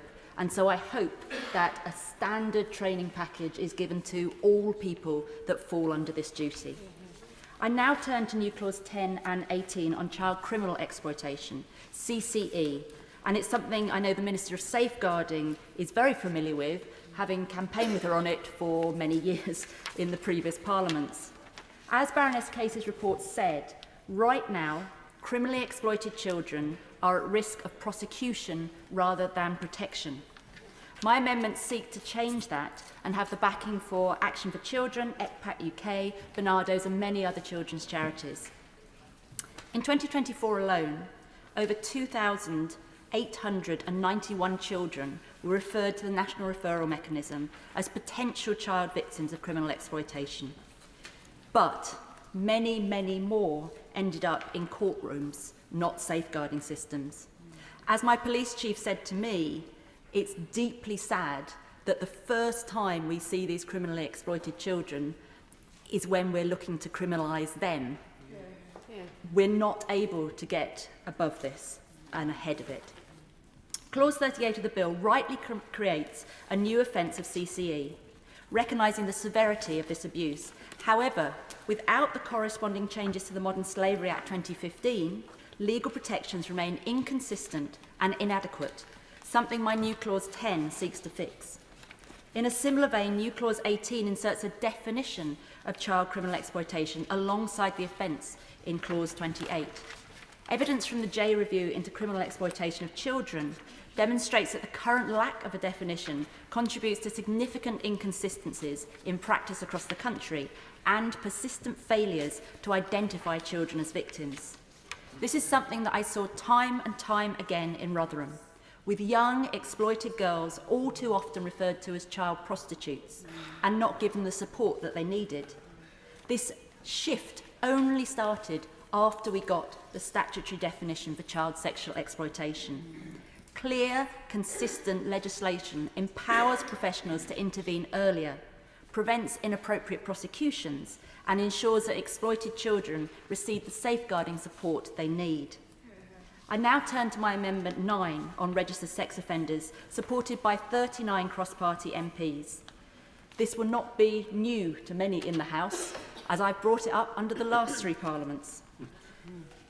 11,500 sex offenders were prosecuted for failure to notify changes of information between 2019 and 2022. The same ongoing pattern allows offenders to slip through the cracks, with over 700 going completely missing in those years. I welcome new measures in the bill, which require some offenders to seek police authorisation before applying to change their name on UK passports and driving licences. This would genuinely make a difference, and I do genuinely welcome it. However, I remain deeply concerned that many of the new measures lack strength and could also lead to confusion. Clause 80 states that sex offenders must give 7 days' notice of using a new name, but does not define what using means. My Amendment 9 seeks to provide much-needed clarity. It will require offenders to notify the police of an intention to change their name 7 days before doing so by deed poll. This would allow vital time for the authorities to conduct appropriate risk assessments. But more than this, Madam Deputy Speaker, I want to draw attention to the fact that this bill still relies too heavily on a sex offender to do the right thing, something they rarely do. Finally, Madam Deputy Speaker, I speak in my capacity as Chair of the International Development Select Committee. I speak to my new clauses 99 and 100. Last week, my committee published our report on international humanitarian law. It is vital that those responsible for attacks on aid workers and unlawful blockages of humanitarian assistance are brought to justice. Throughout the inquiry, it became apparent that the UK needed the powers to exercise universal jurisdiction over the crimes of genocide, crimes against humanity, and war crimes. There must be no safe haven for those who commit such heinous crimes. My new clauses allow the relevant authorities to prosecute people suspected of these crimes without any requirement for a connection to the UK. At a time when the legitimacy and impartiality of some international courts is being questioned, the UK must stand firm in support of these important mechanisms for accountability to prevent impunity for serious violations of international humanitarian law. whilst also ensuring that it has the domestic powers needed to hold perpetrators to account, no matter where their crimes are committed. Thank you. I call Sir Ian Duncan-Smith. Madam Deputy Speaker, I rise to speak to new clause 5 in my name and that of my honourable friends around the House in different political positions. Before I do that, though, Madam Deputy Speaker, I do have a moment where I want to congratulate the government, unusual from the opposition, but I'm congratulating them anyway. I think the honourable lady will know what I'm about to do, which is to talk about the inclusion of the cuckooing amendment, which was moved in the last Parliament, in which the government, when discussions, the honourable lady particularly, have passported through, as it were, to this, and is now a criminal offence. This will hugely help those who are taken over in their houses, the vulnerable, the elderly, and where crimes are committed from those houses. It will give the police, frankly, now a reason to go in without absolutely explicit knowledge of the crime that's being committed other than the cuckooing. So, to that extent, I do thank the government for making that now a law, and will go through, hopefully, without too much problem in the other place, and I appreciate that enormously, and many others do. Can I just say that I'm rising on new clause 5, which is consequential, really, on an amendment which, again, I would thank the government for doing, which is on cycling, reckless and dangerous cycling, which there were no offences that were relevant to this, and people had been killed and had been injured in the course of bad behaviour on the roads by cyclists, and one particular, Matt Briggs, who was campaigning for this, and who's the reason why I brought that forward. Now, the government has accepted that, and that is now bound in again to this legislation. However, there was some issue really at the same time about the danger and problem of e-bikes. Now, we know that if you talk to the police, e-bikes are now becoming responsible for some of the worst crimes on the streets, which is antisocial behaviour, but threatening behaviour as well. And because they're silent and because they can creep up on people rather quickly, you'll find a lot of those things that were being snatched by motorised scooters or whatever are now using e-bikes to do this. Now, for 1 second, move away from those that are illegal. I want to come back to that in a second, but the legal e-bikes are as much of a problem in the way that they are failed to be prosecuted by the police. The problem is that they, like the cycles, were not included in any relevant legislation that allowed them to be prosecuted for the offences that they commit, dangerous, reckless, etc., that would be normal for bicycles. The interesting thing about this really is that they are a growing huge problem. E-bikes in 2022, there were 462 pedestrian casualties in the UK resulting from collisions with pedal cycles, including e-bikes. Recent data indicates 11,266 incidents involving e-bikes and e-scooters in 2023-24, an increase from 10,000 incidents in the previous year. And while this rise partly reflects the growing number of riders, it also highlights concerns regarding the reckless behaviour of a number of those users. E-bike riders are approximately 57% more likely to be involved in accidents compared to traditional cyclists. And the injury severity, e-bikes accidents are nearly twice as likely to cause severe injuries and nearly twice as likely